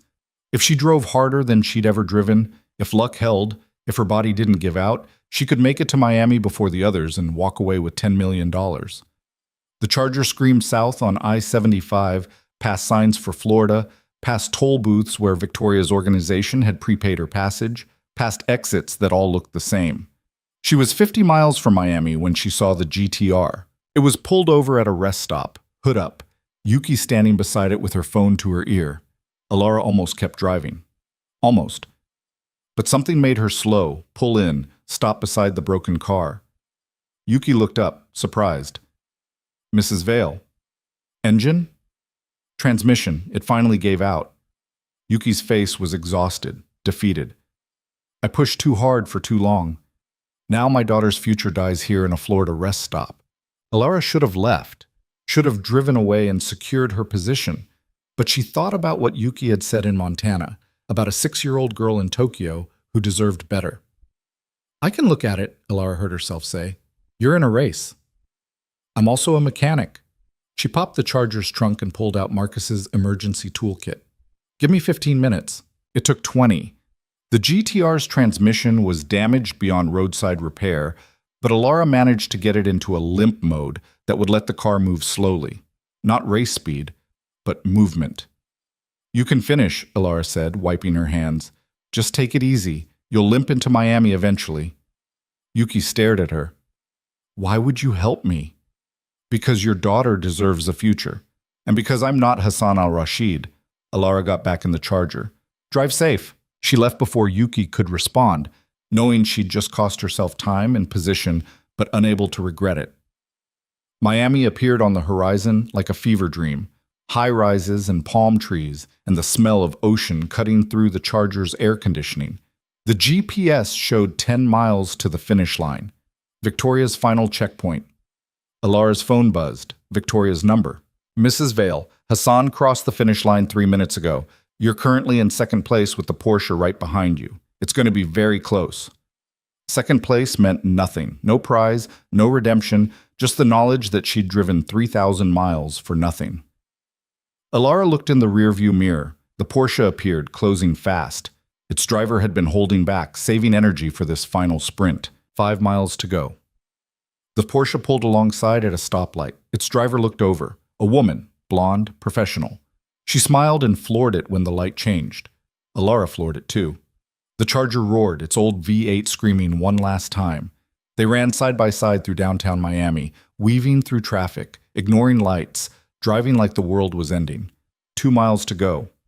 The Porsche pulled ahead slightly, its modern engineering giving it an edge. Elara hit the nitrous. The Charger surged forward with violence that made her vision tunnel. She pulled ahead of the Porsche, held the lead through a curve, saw the finish line ahead, a warehouse by the docks, Victoria's Bugatti parked outside. The Charger crossed first by half a car length. Elara stood on the brakes. The car stopped. She sat there, hands still on the wheel, unable to process what had just happened. She'd finished second. Hassan had won. She'd driven 3,000 miles, risked everything, and come up short. The Porsche pulled up beside her. Its driver got out, walked over, extended a hand through the window. "Hell of a race scheme," the woman said. Elara shook her hand numbly. "You too." Victoria appeared, looking fresh as if she'd spent the last 2 days at a spa instead of tracking an illegal cross-country race. "Mrs. Vale. Second place, better than I expected." "Hassan won." "Hassan crossed the finish line first," Victoria corrected. "There's a difference." "What?" Victoria pulled out her tablet, pulled up footage. It showed Hassan's McLaren at a checkpoint in Georgia. Showed him arguing with Victoria's people. Showed him trying to force his way through without proper confirmation. "Hassan missed a checkpoint," Victoria said. "Tried to lie about it. Thought we wouldn't notice. But we track everything, remember?" Her smile was sharp. "He's disqualified. Which makes you, Mrs. Elara Vale, the winner." The words didn't make sense, couldn't make sense. "I won." "You won. $10 million. Congratulations." Victoria's expression was unreadable. "Honestly, I'm surprised. I bet against you. But you drove well, survived. Even helped a competitor along the way. Very noble, very stupid, very you." Elara climbed out of the Charger on legs that barely worked. Around her, the other finishers were arriving. Yuki's GTR limped in eventually. Others who'd survived the race. But she'd won. She'd actually won. Her phone rang. Adrian. She answered, "I'm in Miami." "I know, my people told me." His voice carried something she couldn't identify. "You won." "Yeah. I never doubted you would." Elara looked at the Charger. Scarred, smoking slightly, pushed beyond its limits but still running. Like her. Like everything she'd become over 3,000 impossible miles. "I'm coming home," she said. "But Adrian, when I get there, things are going to be different." "I know. No more decoration. No more cage. I'm a driver, a mechanic, myself. If you can't handle that, I can handle it. I'll handle anything if it means you come home." Elara hung up and looked at Victoria. "Transfer the money. Then we're done." "Are we?" Victoria's smile widened. "I was hoping you might be interested in future employment. You've proven yourself quite capable." "Not interested." "Pity." Victoria shrugged. "The money will be in your account within 24 hours. Pleasure doing business with you, Mrs. Vale." She walked away, leaving Elara standing beside the Charger in Miami sunshine, exhausted and victorious and completely unsure what came next. But for the first time in 3 years, she was free to figure it out. The flight back north felt surreal. Elara sat in first class this time. Victoria had upgraded her ticket as some kind of twisted congratulations. But the luxury felt wrong. The leather seat was too soft. The champagne they offered tasted like guilt. She kept thinking about the Tesla driver who died in Tennessee, about Hassan's fury when Victoria disqualified him, about Yuki limping into Miami hours after everyone else. $10 million sat in a bank account now. Her bank account. Money she'd earned by driving harder and smarter than people who'd tried to kill her for it. The woman next to her was reading a magazine, oblivious to the fact that she was sitting beside someone who'd just completed an illegal cross-country race. Elara almost laughed at the absurdity. 3 days ago, she'd been Mrs. Adrian Vale, decoration and ornament. Now she was a criminal with enough money to disappear forever if she wanted. The question was, did she want to? Her phone had 17 messages from Adrian. She'd read them on the tarmac in Miami, each one a variation of the same theme. "I'm proud of you. Come home safe. We need to talk." I love you. That last one kept catching in her throat. He'd said it before, at the race, on the phone, but it felt different now. Less like manipulation, more like truth spoken by someone who'd finally realized what they had and what they'd almost lost. The plane touched down just after midnight. Elara collected her bag and walked through the terminal in a daze, exhaustion making everything feel distant and unreal. She'd slept on the plane, but it wasn't enough. Might never be enough. Adrian was waiting at arrivals. He stood apart from the crowd, suit replaced by jeans and a t-shirt that made him look younger, more like the man who'd walked into Marcus's garage 3 years ago with blood on his collar and desperation in his voice. Their eyes met across 50 feet of airport terminal. Neither moved for a long moment. Then Elara walked toward him and Adrian met her halfway. "You look terrible," he said. "Thanks. You look like you haven't slept in a week." "I haven't." His hand came up like he wanted to touch her face, then dropped. "Can I hug you, or are we not there yet?" "We're not there yet." But she was lying. The exhaustion, the victory, the sheer relief of being home and alive, it all crashed into her at once. Actually, screw it. She stepped into his arms and Adrian held her like she might disappear. His heart was beating hard enough that she could feel it through his shirt. "I'm sorry," he said into her hair, "for all of it, for calling you useless, for treating you like property, for not seeing who you really were." "I know. I watched the race. Victoria sent me footage. You were incredible." Elara pulled back to look at him. "You watched me break federal laws for 3 days, and your response is that I was incredible? Would you prefer I be angry?" "I'd prefer you be honest." Adrian's jaw tightened. "Honest? Fine. I was terrified every single mile. I had people tracking you, but I couldn't protect you, couldn't stop you from making mistakes that could have killed you. I spent 3 days watching the woman I love risk her life, and there was nothing I could do about it except pray you were as good as I suddenly realized you'd always been." "I helped Yuki." "I know. That was stupid and noble and exactly why I fell in love with you in the first place. Because you care about things beyond yourself even when it costs you."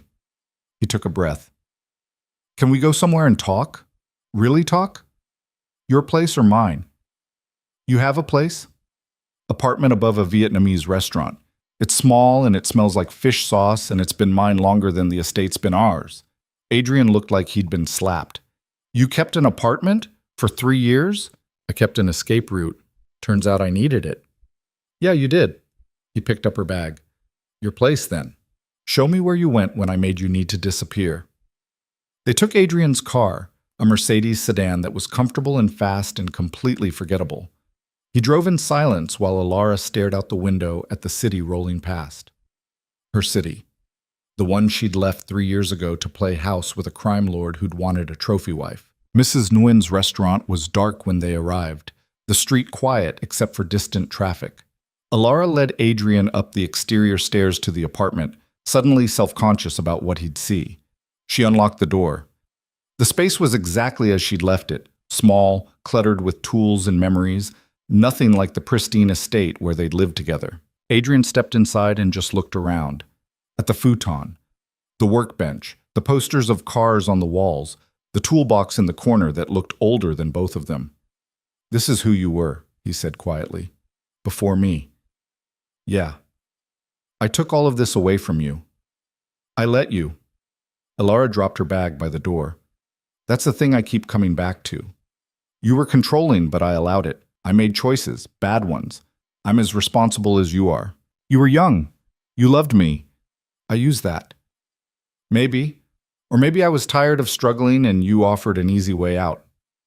She sat on the futon, suddenly exhausted again. "I don't know, Adrian. I don't know if we can fix what we broke." He sat beside her, careful to leave space between them. "Tell me what you want. Not what I want. Not what would make this easier. What do you actually want?" Elara thought about it, really thought about it, past the anger and hurt and 3 years of accumulated resentment. "I want to be myself. Not your wife first and me second. Just Elara. The mechanic, the driver. The woman who can fix an engine and beat professional racers and make her own money and her own choices." "Okay, and I want you to see me that way. Not as something you own or something you protect or something you control. As an equal, a partner. Someone who's dangerous in her own right." "I do see you that way now." Now. After I had to drive 3,000 miles and nearly die to prove it. She looked at him. That's what scares me, Adrian, that you only respect me because I forced you to. What happens when things get comfortable again? Do you go back to treating me like furniture? Adrian was quiet for a long moment. I don't know how to promise you I won't. I've been the way I am for 20 years. Controlling, possessive. It's how I've survived in my world. But I can promise I'll try. I can promise that when I start slipping back, you can call me on it, and I'll listen this time. Will you? I watched you beat Victoria Crane. I watched you win a race that killed other drivers. You think I'm stupid enough to underestimate you again? He almost smiled. You're scarier than most of my enemies now. I'd be crazy not to listen. Despite everything, Elara felt something in her chest loosen. Not forgiveness, not yet, but maybe the beginning of it. I'm keeping this apartment, she said, and I'm going back to work. Real work. Marcus's garage or somewhere else, I don't care. But I'm not sitting around the estate anymore playing housewife. Agreed. And I'm keeping the 10 million. That's mine. You don't touch it. You don't have access to it. You don't get a say in how I spend it. Of course. And if you ever call me a decoration again, I'm taking the charger and disappearing so completely you'll never find me. Adrian's expression went serious. I will never call you that again. I swear on everything I've built. You're not a decoration, Elara. You're the most dangerous person I know, and I was an idiot for not seeing it sooner. You really mean that? Yeah, I really do. He ran a hand through his hair, looking exhausted. Look, I'm not good at this. At being vulnerable. At admitting I was wrong. But I was wrong. About you, about us. About everything I thought our marriage should be. And if you'll give me another chance, I'll spend the rest of my life proving I've learned from it. Elara studied his face. In the apartment's dim light, Adrian looked older but somehow more real. The polished crime lord was gone, replaced by a man who'd realized too late that controlling everything meant losing what mattered most. One chance, she said finally. You get one chance to be better. We both do. And if it doesn't work, if we can't figure out how to be equals instead of owner and possession, then we walk away clean. No drama, no trying to win me back, just done. Deal. I'm serious, Adrian. So am I. He extended his hand like they were making a business arrangement. Partners, equals, no cages, no lies. Elara shook his hand. His grip was firm, warm, familiar. Partners. They sat in silence for a moment. Then Adrian asked, Can I stay here tonight? I'm not asking for anything physical. I just want to be near you, to know you're safe. The futon barely fits one person. I've slept in worse places. Elara hesitated, then nodded. Fine, but you're taking the floor. I just drove 3,000 miles. I'm claiming the futon. Fair enough? She gave him a spare blanket and a pillow that smelled like motor oil. Adrian made a nest on the floor without complaining, which told her exactly how exhausted he was. Within minutes, he was asleep, his breathing deep and even. Elara lay on the futon, staring at the ceiling. Her body hurt in ways she'd forgotten bodies could hurt, but her mind was clear for the first time in years. She'd won. She'd survived. She'd earned her freedom. What she did with it next was entirely up to her. Morning came with sunlight through the window and the smell of pho from downstairs. Elara woke to find Adrian already up, looking rumpled and uncomfortable, but awake. Mrs. Nguyen knocked, he said. She says you owe her rent, and if you don't pay by tonight, she's throwing your stuff in the street. That sounds like her? Elara stretched, every muscle protesting. What time is it? Almost noon. You slept 12 hours. I drove 3,000 miles. I earned it. She stood, her legs shaky. There's a shower. Water's lukewarm at best. Towels are in the closet. While Adrian showered, Elara went downstairs. Mrs. Nguyen was in her usual spot behind the counter, chopping vegetables with quick, precise movements. Your husband slept on your floor, Mrs. Nguyen said without looking up. That's good. Means you're making him work for it. How did you? Never mind. Elara pulled out cash, real cash now, from her own money. Rent for the next year, plus extra for putting up with me. Mrs. Nguyen counted it, then nodded. You look different. Less sad. I feel different. Good. Sad is boring. Angry is better. Angry makes you do things. She resumed chopping. You want food? Please. The pho came in a bowl that could feed 3 people. Elara ate while Mrs. Nguyen worked, the familiar sounds and smells anchoring her. This place, this tiny apartment above a Vietnamese restaurant, was more home than the estate had ever been. Adrian came downstairs eventually, his hair damp, wearing yesterday's clothes. He looked out of place in the small restaurant, too polished for the cracked vinyl booths and fluorescent lighting. "Mrs. Nguyen?" Elara said. "This is Adrian. Adrian, Mrs. Nguyen. She owns this building and makes the best pho in the city." Mrs. Nguyen studied Adrian with the same expression she used to evaluate meat at the market. "You're the husband who made her sad." "Yes, ma'am." "Are you going to make her sad again?" "I'm going to try very hard not to." "Try harder than that." Mrs. Nguyen pointed her knife at him. "She's a good girl, smart, tough. You don't deserve her, but maybe she keeps you anyway. Don't waste the chance." "I won't," Adrian said, and he sounded like he meant it. They ate in silence, then walked back upstairs.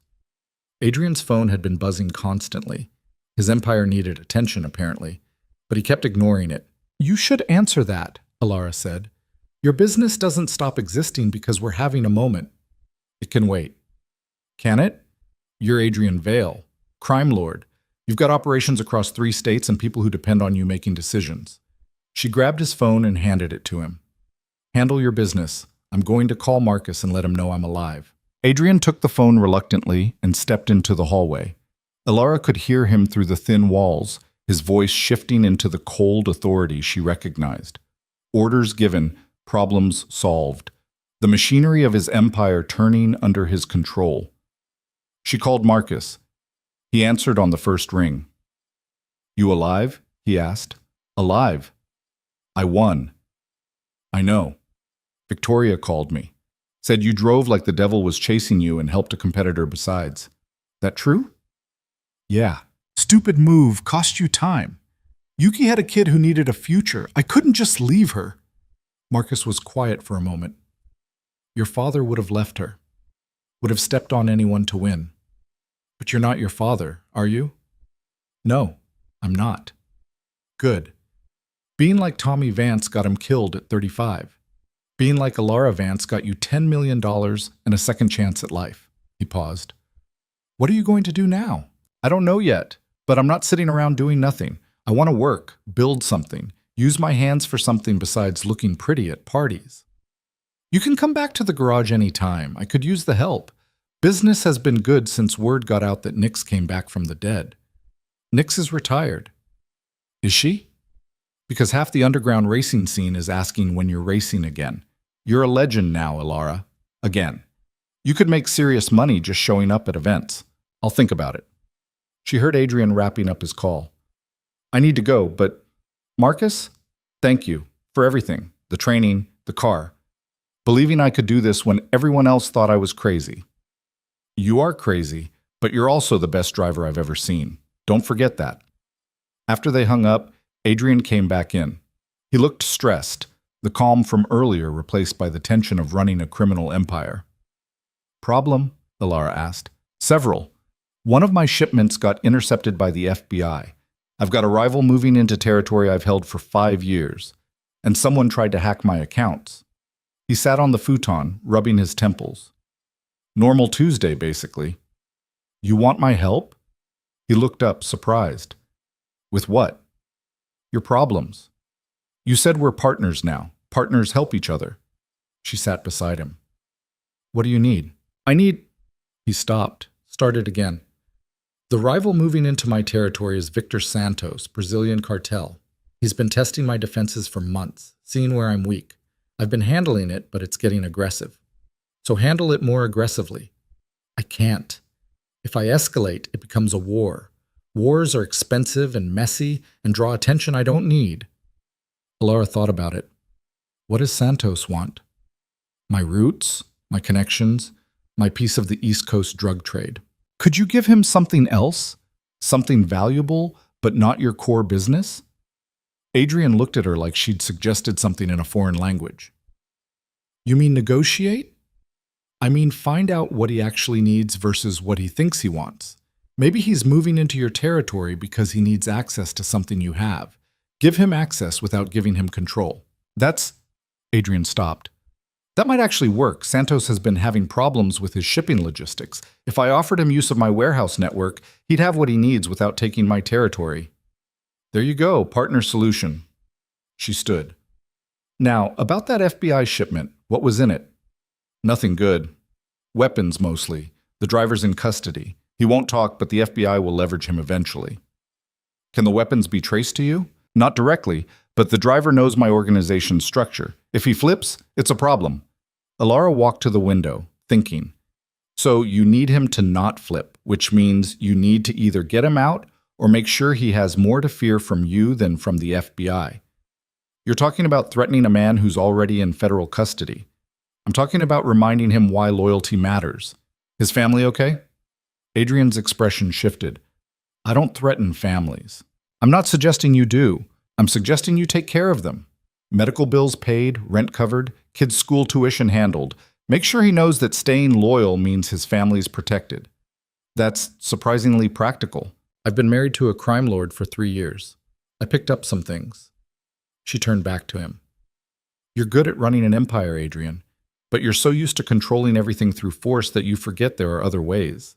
Negotiation, incentive, partnership, says the woman who just won an illegal race by driving faster than everyone else.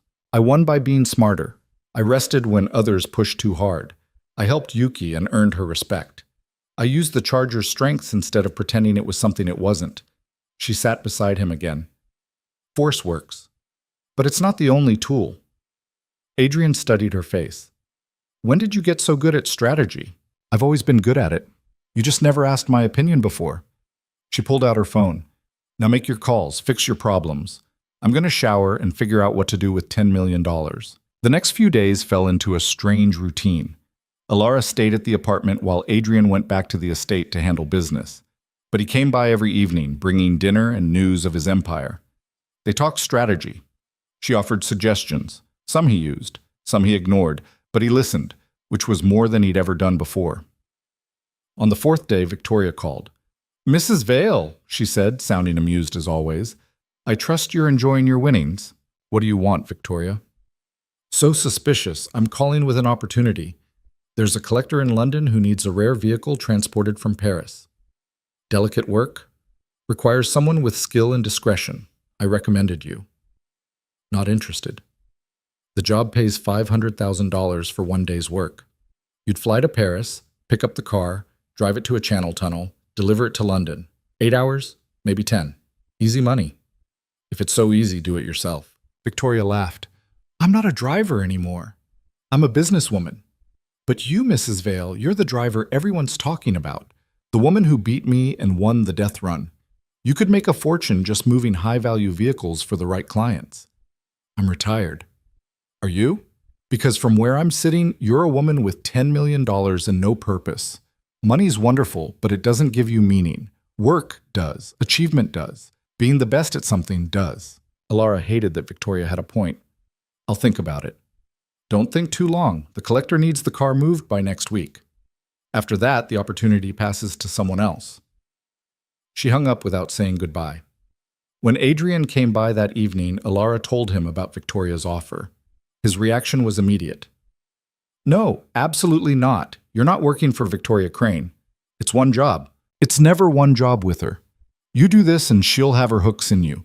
Next thing you know, you're moving illegal cargo across borders and I'm visiting you in federal prison. Or I make $500,000 in 1 day and tell her to find someone else after that. You think it works that way? Victoria doesn't let go of assets she values. Adrian set down his takeout. You're worth more to her now than ever, the driver who won her race. The woman with a perfect record. She'll use you until you're dead or in prison, and then she'll move on to the next driver. So what am I supposed to do? Sit in this apartment counting my money until I die of boredom? You could work with Marcus, race legally, do 100 other things that don't involve Victoria Crane. Elara stood and paced the small space. You don't get it. I spent 3 years doing nothing, being nothing. Now I've got skills and money and options, and you want me to just ignore opportunities because they're dangerous? I want you alive and free, not dead or in prison. That's not your call anymore. We're partners, remember? Which means you don't get to control what I do. Adrian's jaw tightened. I'm not trying to control you. I'm trying to protect you. From what? From making my own choices? From taking risks? That's exactly what you did before, Adrian. You decided what was best for me without asking what I wanted. This is different.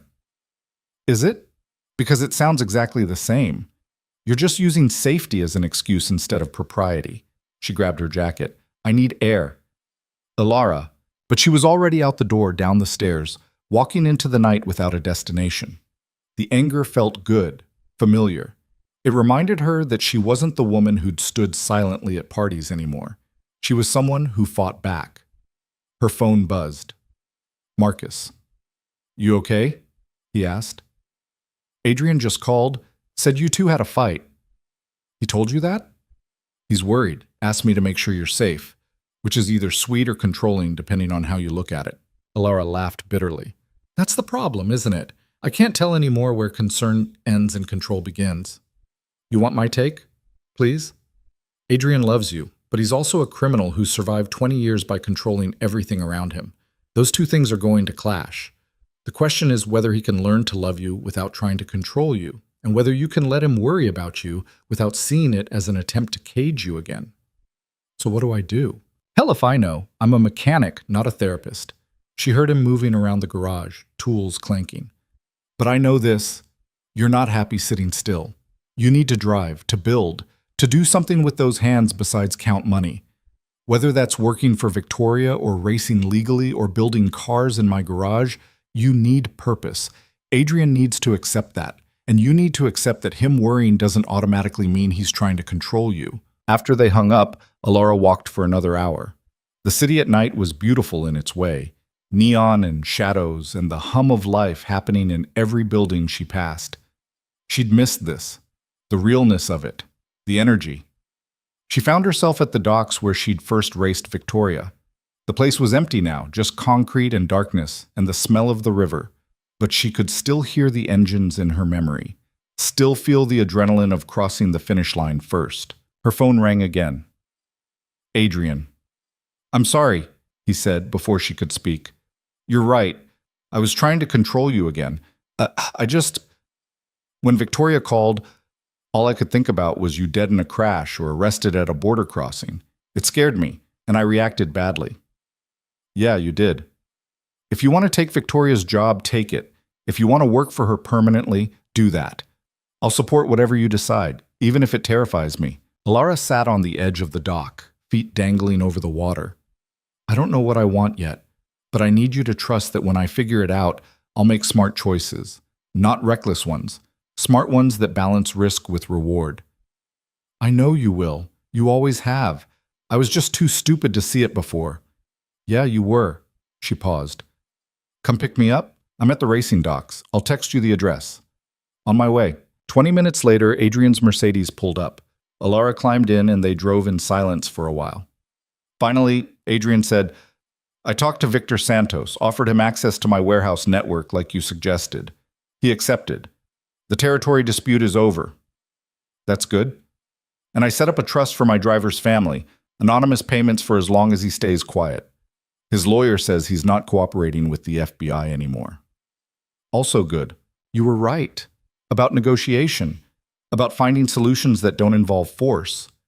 He glanced at her. I need you, Elara. Not just as my wife.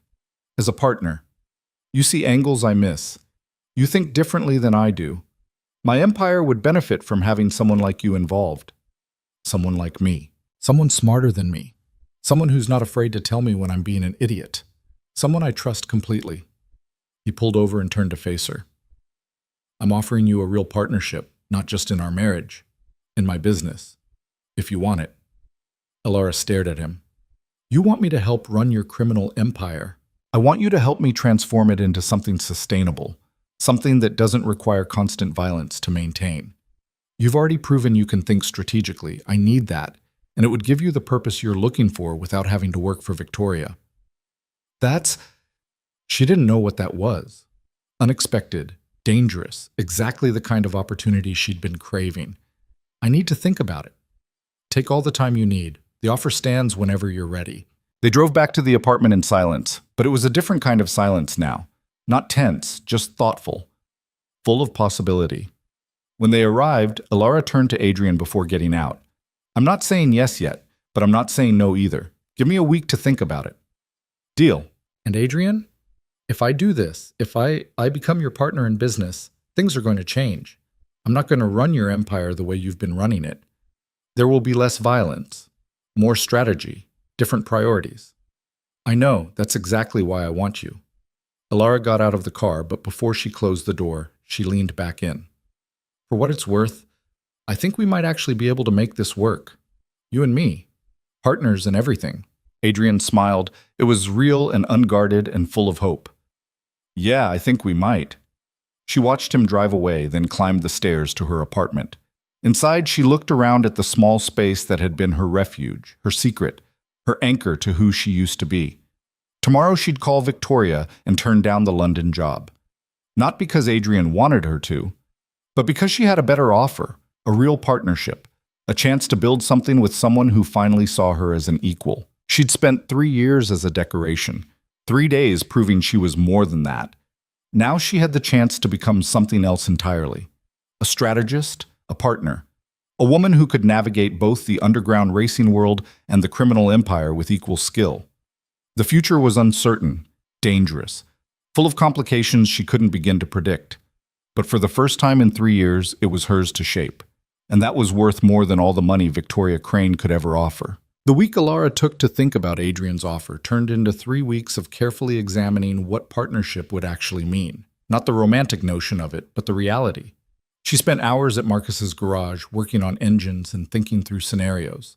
What happened when Adrian made a decision she disagreed with? What happened when their strategies clashed? What happened when being partners in business bled into being partners in life, and she couldn't tell where one ended and the other began? On a Thursday morning, while she was elbow-deep in a transmission rebuild, her phone rang. Unknown number. She almost didn't answer. Elara Vance? A woman's voice, professional and cold. Who's asking? Special Agent Sarah Chen, FBI. I'd like to talk to you about Victoria Crane and a cross-country race you participated in 3 weeks ago. Elara's blood went cold. She wiped her hands on a rag, buying time.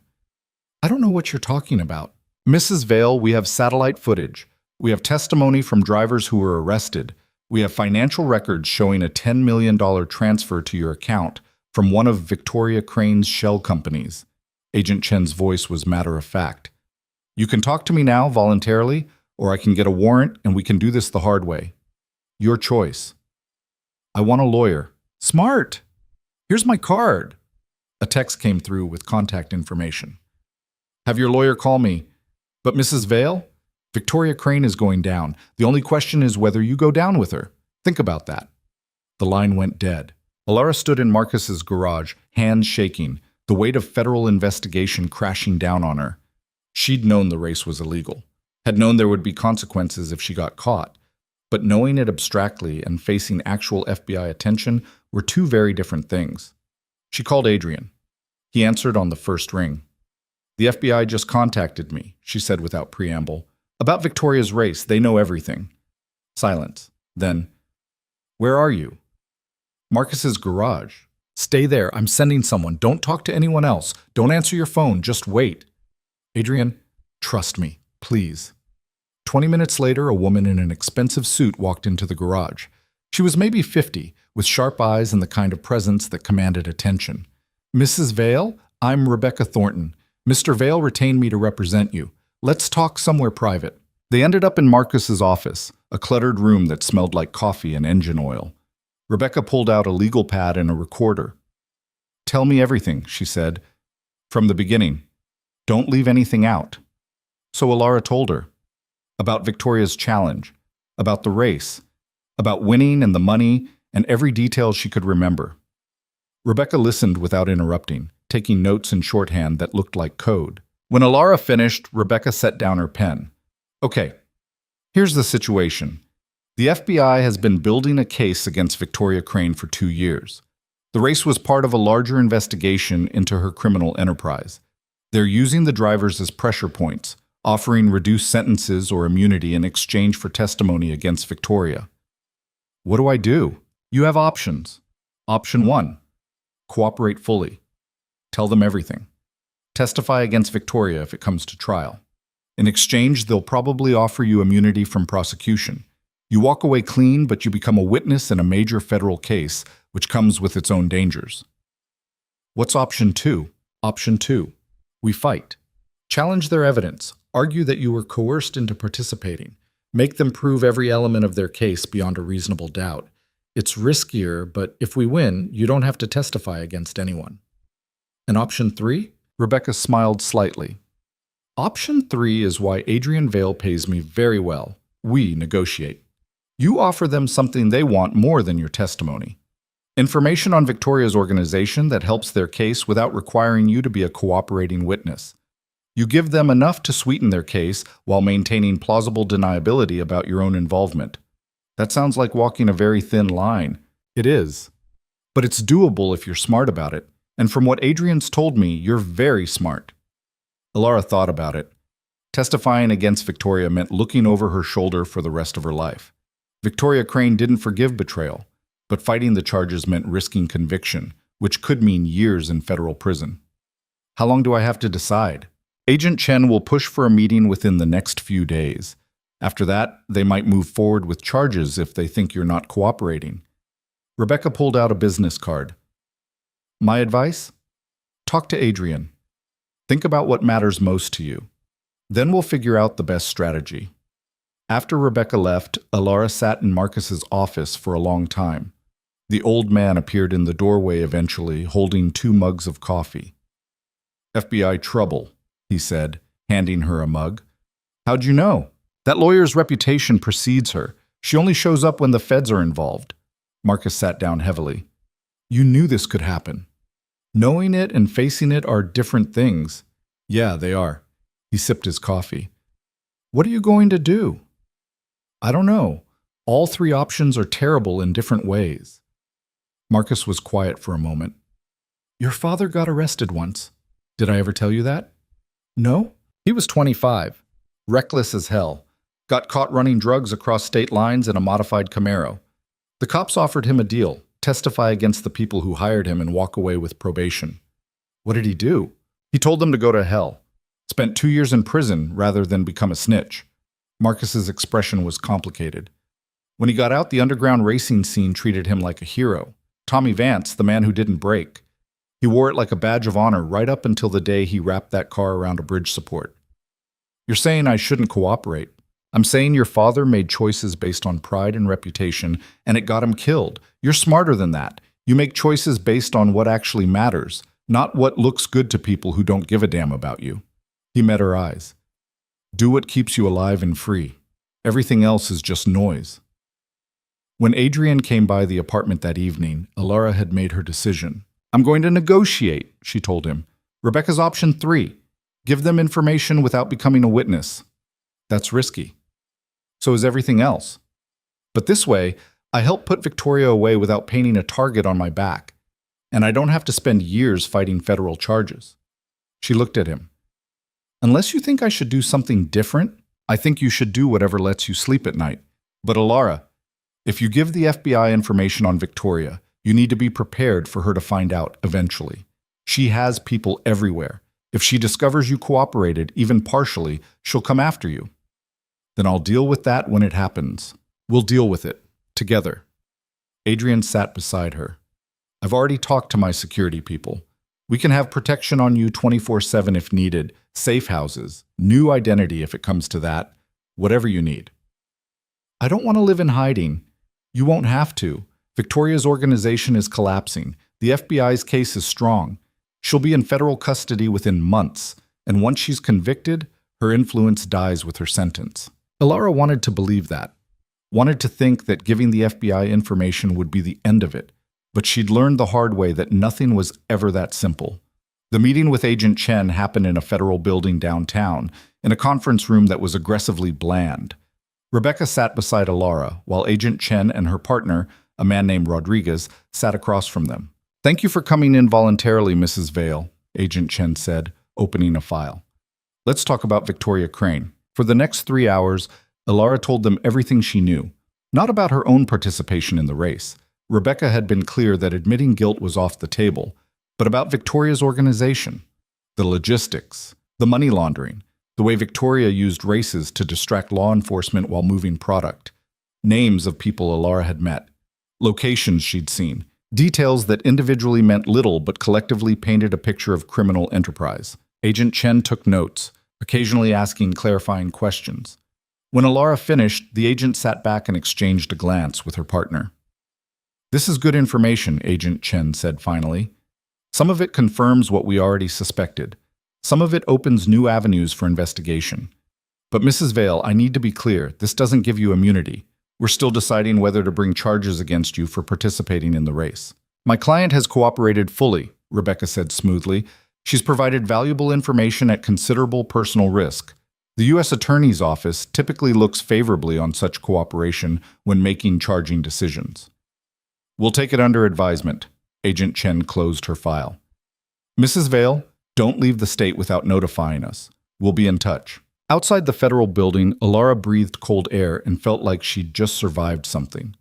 Rebecca put a hand on her shoulder. "You did well. Gave them enough to be useful without incriminating yourself. Now we wait and see if they decide you're worth prosecuting. And if they do, then we fight. But I don't think they will. They've got bigger fish to fry, and you gave them ammunition to catch those fish." Adrian was waiting in his car down the block. Elara climbed in and he pulled away from the curb without asking how it went. He could probably tell from her face. "It's done," she said. "For now." "Good." He drove in silence for a moment. "I have something to show you, if you're up for it." "Show me what?" "A surprise. Trust me." She studied his face. The tension from earlier weeks had eased. He looked more like the man she'd fallen in love with than the crime lord who'd tried to cage her. "Yeah, I trust you." They drove to the industrial district, to a warehouse Elara didn't recognize. Adrian parked and led her inside. The space was massive, easily 20,000 square feet, and completely empty except for one thing in the center, the Charger. Her Charger. The car that had carried her 3,000 miles and back to herself. But it wasn't alone. Around it sat tools, equipment, hydraulic lifts, diagnostic machines, everything needed for a professional garage. "What is this?" Elara asked. "This is yours, if you want it." Adrian's hands were in his pockets, nervous in a way she'd rarely seen.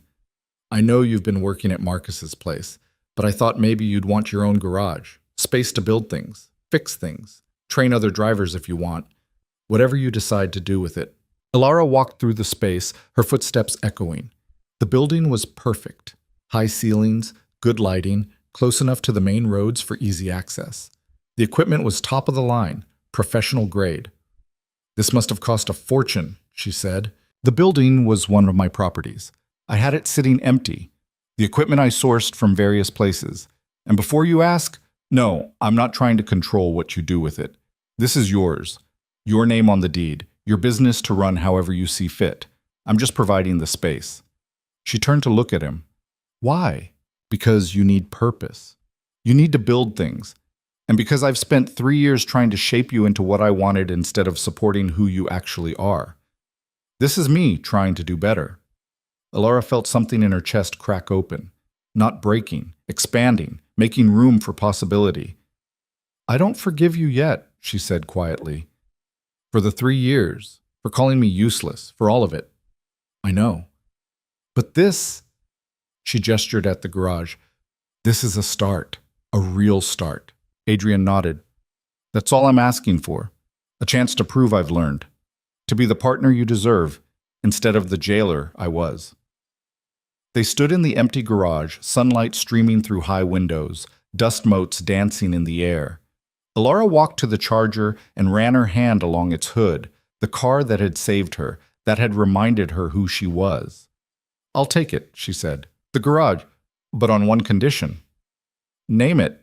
"I want to train drivers, women mostly, girls who grew up like I did, working on cars, dreaming about racing, but who don't have access or opportunity or anyone who believes in them.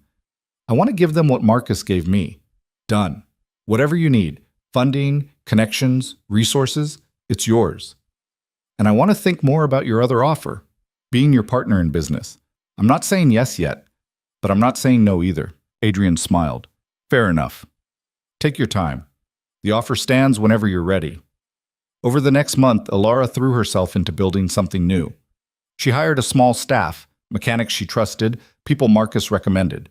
She reached out to community centers and schools, offering free training programs for young women interested in automotive work. The response was overwhelming. The FBI called once more, 3 weeks after her cooperation session. Agent Chen's voice was almost warm. Mrs. Vale, I'm calling to inform you that the U.S. Attorney has declined to pursue charges against you related to the Victoria Crane investigation. Your cooperation was noted as a factor in that decision. Relief flooded through her. Thank you. Thank your lawyer. She's very good at what she does. A pause. And Mrs. Vale, Victoria Crane was arrested this morning. Multiple counts including racketeering, money laundering, and conspiracy to commit murder. She's looking at 20 years minimum. You can stop looking over your shoulder. After they hung up, Elara sat in her new office, a small room off the main garage floor, and let herself feel it. Freedom. Real freedom. Not just from Adrian's cage, but from Victoria's shadow, from the FBI's scrutiny, from all the forces that had tried to define who she should be. She called Adrian. Victoria's arrested. FBI's dropped any investigation into me. We're clear. I heard. My lawyers called an hour ago. His voice carried genuine relief. How do you feel? Like I can finally breathe. She looked out at the garage floor where 3 young women were working on an engine, their hands confident and capable. Like maybe everything that happened was worth it to get here. Was it? Worth it? Elara thought about the question. About 3 years of suffocation. About driving 3,000 miles to remember who she was. About nearly dying and nearly going to prison and all the pain between leaving and coming back. Yeah, she said finally. It was. Because I'm not the woman who married you anymore. I'm not even the woman who ran from you. I'm someone new, someone better, and I wouldn't have become her without all of it, the bad and the good. I'm glad, even though it makes me look pretty terrible in the story. You were terrible in the story, but people can change. You're changing. That matters. That evening, Adrian came by the garage. Elara was closing up, checking that all the tools were secured, the lifts were down, the doors were locked. He leaned against the charger and watched her work. I made a decision, he said when she finished. About what? My business. I'm getting out of the drug trade, moving into legitimate enterprises exclusively. It's going to take time. You don't just walk away from that world, but I'm done with it. Elara stopped what she was doing. What changed your mind? You did. Watching you build this place. Seeing you help those girls. Realizing that there are better ways to make money and have power than dealing drugs and threatening people. He pushed off the charger. I want to build something that doesn't require violence to maintain. And I can't do that while I'm still in the business I'm in. That's dangerous. Walking away. People won't let you go easily. I know, but I've got advantages they don't. Money, connections, and a partner who's smarter than I am and can help me navigate the transition. Is that partner me? If you'll say yes. Elara walked toward him, closing the distance between them. For the first time in months, she let herself really look at Adrian not as the man who'd caged her or the crime lord who'd underestimated her, but as the flawed human being who'd made terrible choices and was genuinely trying to do better. I'll say yes, she said. On my terms. We're equals. In business and in life. You don't control me. I don't fix you. We just help each other be better versions of ourselves. Deal? Deal. He extended his hand and she shook it, their grip firm and sure. Then she pulled him into a kiss that was 3 years overdue. Not the polished kisses of their early marriage when everything was performance. A real kiss. Hungry and honest and full of all the complicated feelings that came with loving someone who'd hurt you and choosing to build something new anyway. When they broke apart, Adrian rested his forehead against hers. I love you. I've said it before, but I need you to know I mean it differently now. I'm not in love with who I thought you should be. I'm in love with who you actually are. Took you long enough to figure that out. Yeah, it did. They stood in the garage surrounded by tools and cars and the future Elara was building, and for the first time in 3 years, everything felt right. Not perfect. Nothing was ever perfect. But right in the way that messy, complicated, real things are right. The next morning, Elara woke up in the apartment above Mrs. Nguyen's restaurant. Adrian was still asleep on what had become his side of the futon. They'd been spending more nights here than at the estate.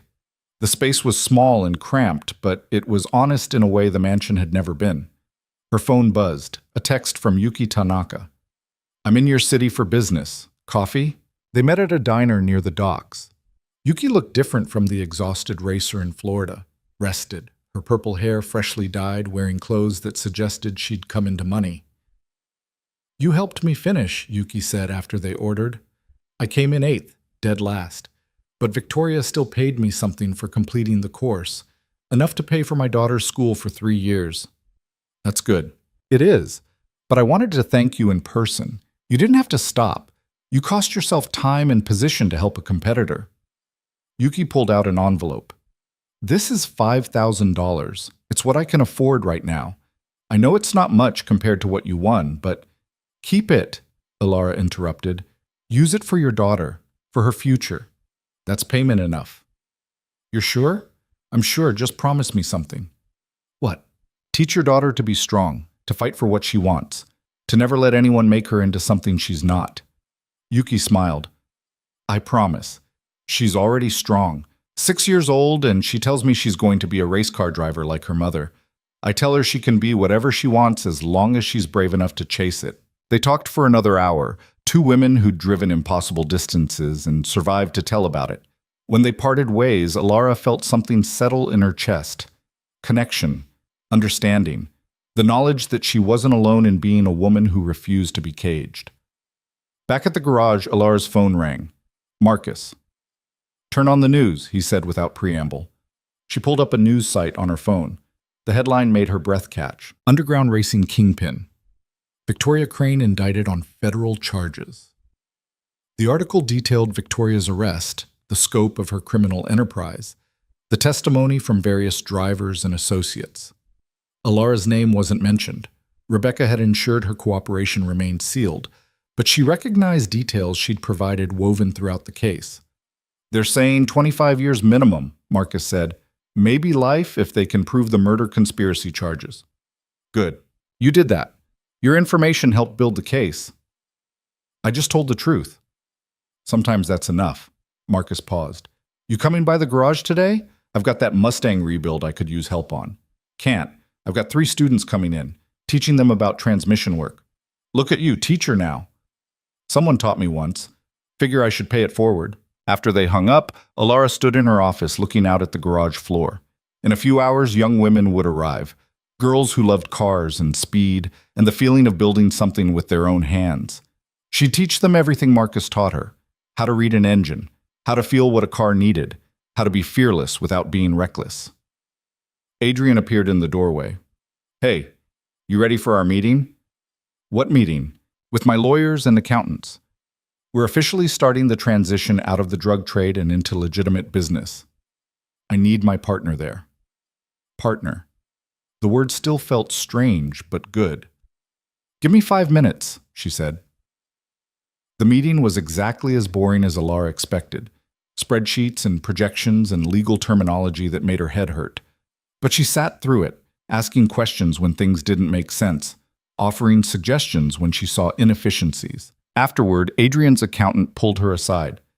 "You're good at this. Mr. Vale's been running his operation the same way for 20 years. In one meeting, you identified 3 cost savings he's been missing.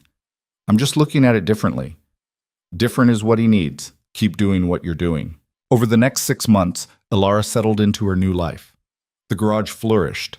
She trained 15 young women in automotive work, and 3 of them went on to professional racing careers.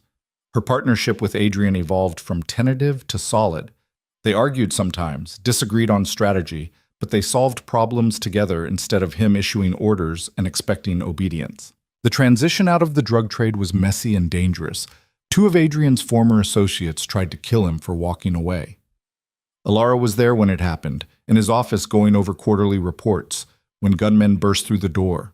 Training from 3,000 miles of high-speed driving kicked in. She grabbed Adrian, shoved him behind the desk, and hit the panic button that summoned security. Then she grabbed the gun Adrian kept in his drawer. She'd learned to shoot in the months since Miami, another skill she'd acquired, and fired twice at the intruders. One went down, the other retreated. Security arrived within seconds. When it was over, when the would-be assassins were in custody and the adrenaline faded, Adrian looked at her with something between fear and awe. "You saved my life." "Yeah, you're welcome." "I mean it. You could have run, could have hidden. You stayed and fought. That's what partners do. They fight together." He pulled her into an embrace that was desperate and grateful and full of love that had been tested and survived. "I don't deserve you." "Probably not. But you're stuck with me anyway." The assassination attempt made headlines. Crime lord Adrian Vale survives hit. The attention was unwelcome, but it had an unexpected benefit. Other criminals thinking about targeting Adrian during his transition thought twice. His wife had shot an armed intruder without hesitation. The woman was clearly as dangerous as he was. Elara found that amusing. 3 years ago, she'd been a decoration. Now she was a threat. Funny how things changed. A year after the race, on the anniversary of her victory, Marcus threw a party at his garage. It was small, just the people who mattered. Marcus and his crew, a few of Elara's students, Adrian, looking more relaxed than she'd ever seen him. Even Yuki had flown in from Tokyo, bringing her daughter, who was indeed obsessed with race cars. They stood around the charger, drinking beer and telling stories. Someone asked Elara to talk about the death run, and she demurred. It felt like ancient history now, a different person's story. But later, when most people had left and it was just her and Marcus and Adrian, Marcus asked the question that mattered. "Was it worth it? Everything you went through, everything you risked, was it worth it to get here?" Elara looked around the garage, Marcus's garage, where everything had started, where she'd been just a mechanic with dreams of racing, where Adrian had walked in and changed everything, where she'd returned after nearly losing herself completely. "Yeah," she said finally. "It was worth it, because I learned something important." "What's that?" Adrian asked. "That you can't build a life on someone else's terms. You can't be who they want you to be and expect to be happy. You have to be willing to drive away from everything, even the people you love, if they're asking you to be less than who you are." She looked at Adrian. "And you have to be willing to let the people you love be more than you thought they could be. To give them space to be dangerous and wild and completely themselves." "Wise words," Marcus said. "Your father never learned that. He spent his whole life chasing speed and never stopped to ask what he was running from or toward. But you're different. You ran toward yourself. And you brought someone with you who was willing to change." Adrian took Elara's hand. "For the record, I'm still changing, still learning, still trying to be worthy of the second chance you gave me." "I know. That's why it's working." They left the party together, walking to Adrian's car under streetlights that turned the city golden. It wasn't the estate they were heading to. They'd sold that place months ago, too many bad memories trapped in its walls. Instead, they'd bought a house near Elara's garage, something smaller, warmer. A home instead of a showcase. 5 years later, Elara stood in her garage watching a young woman named Sophia work on an engine rebuild. The girl was 19, all raw talent and hunger, exactly like Elara had been at that age. "You're rushing," Elara said gently. "Slow down. Feel what the engine needs." Sophia adjusted her approach, and the work improved immediately. Elara smiled. She'd trained 50 women now through her program. Some had gone into professional racing. Some worked as mechanics. Some had used the skills to build other careers. All of them had learned the same lesson, that they were capable of more than the world told them they were. Adrian appeared in the doorway, carrying coffee. He'd gone fully legitimate now, his criminal empire dismantled and rebuilt as a network of legal businesses. Real estate, import-export, security consulting for companies that needed protection without violence. It was less lucrative than the drug trade, but infinitely more sustainable. "Sophia's getting good," he observed, handing Elara coffee. "She is. Another month, and she'll be ready to compete in the amateur circuit." "You're proud of her." "Yeah, I am." Elara sipped her coffee.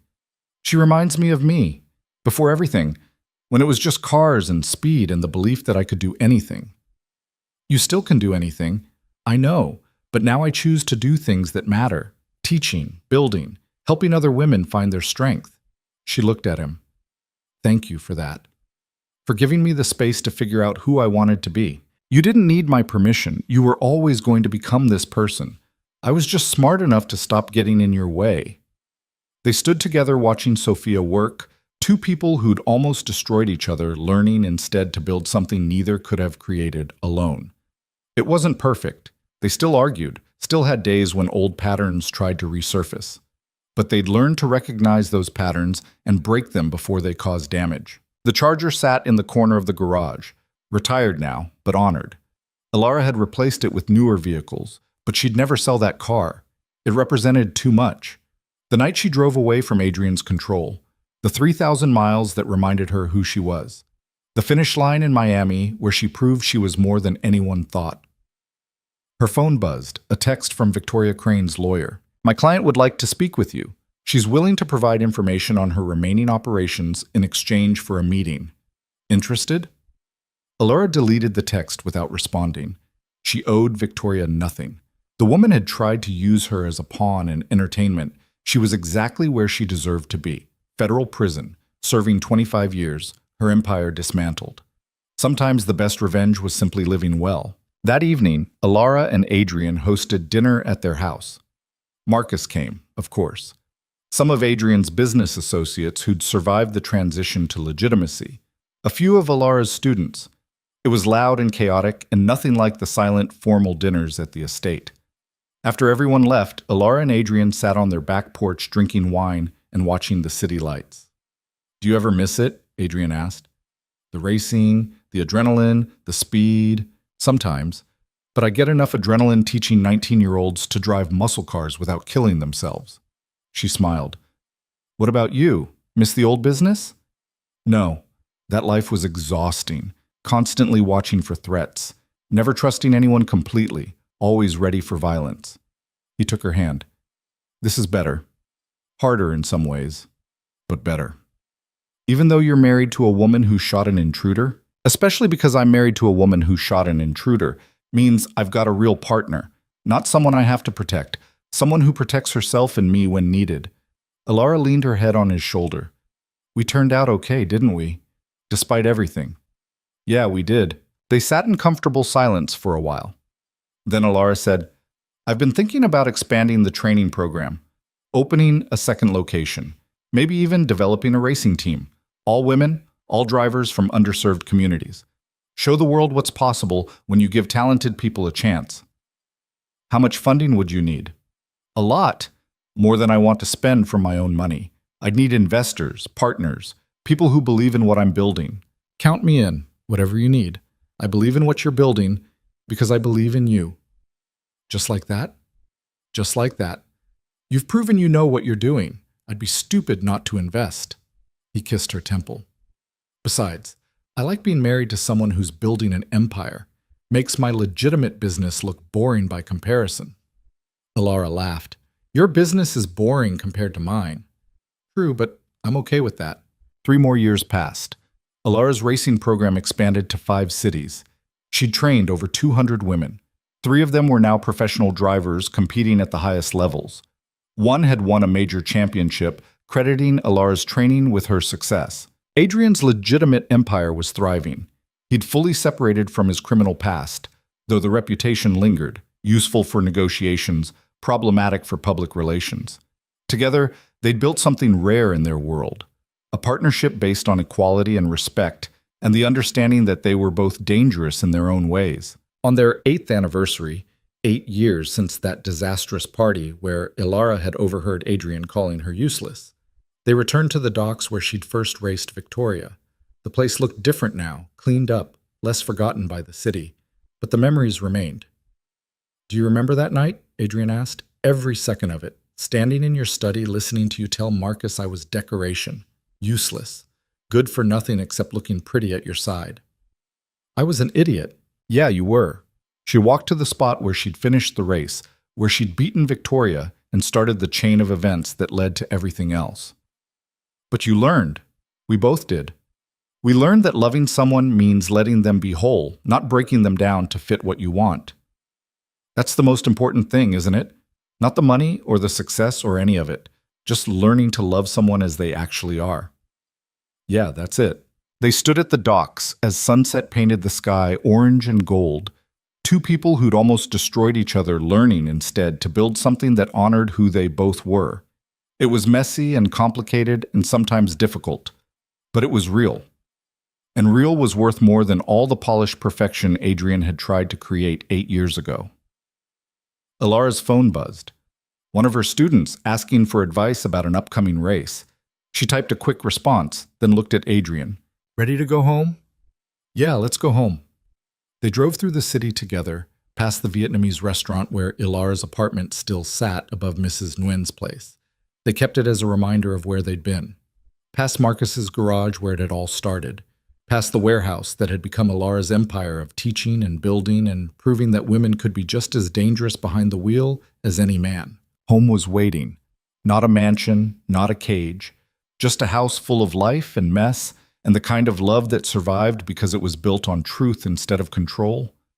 And if sometimes Elara woke up and remembered the feeling of the Charger's engine screaming as she crossed the finish line in Miami, if sometimes she missed the pure adrenaline of racing for her life, well, that was okay.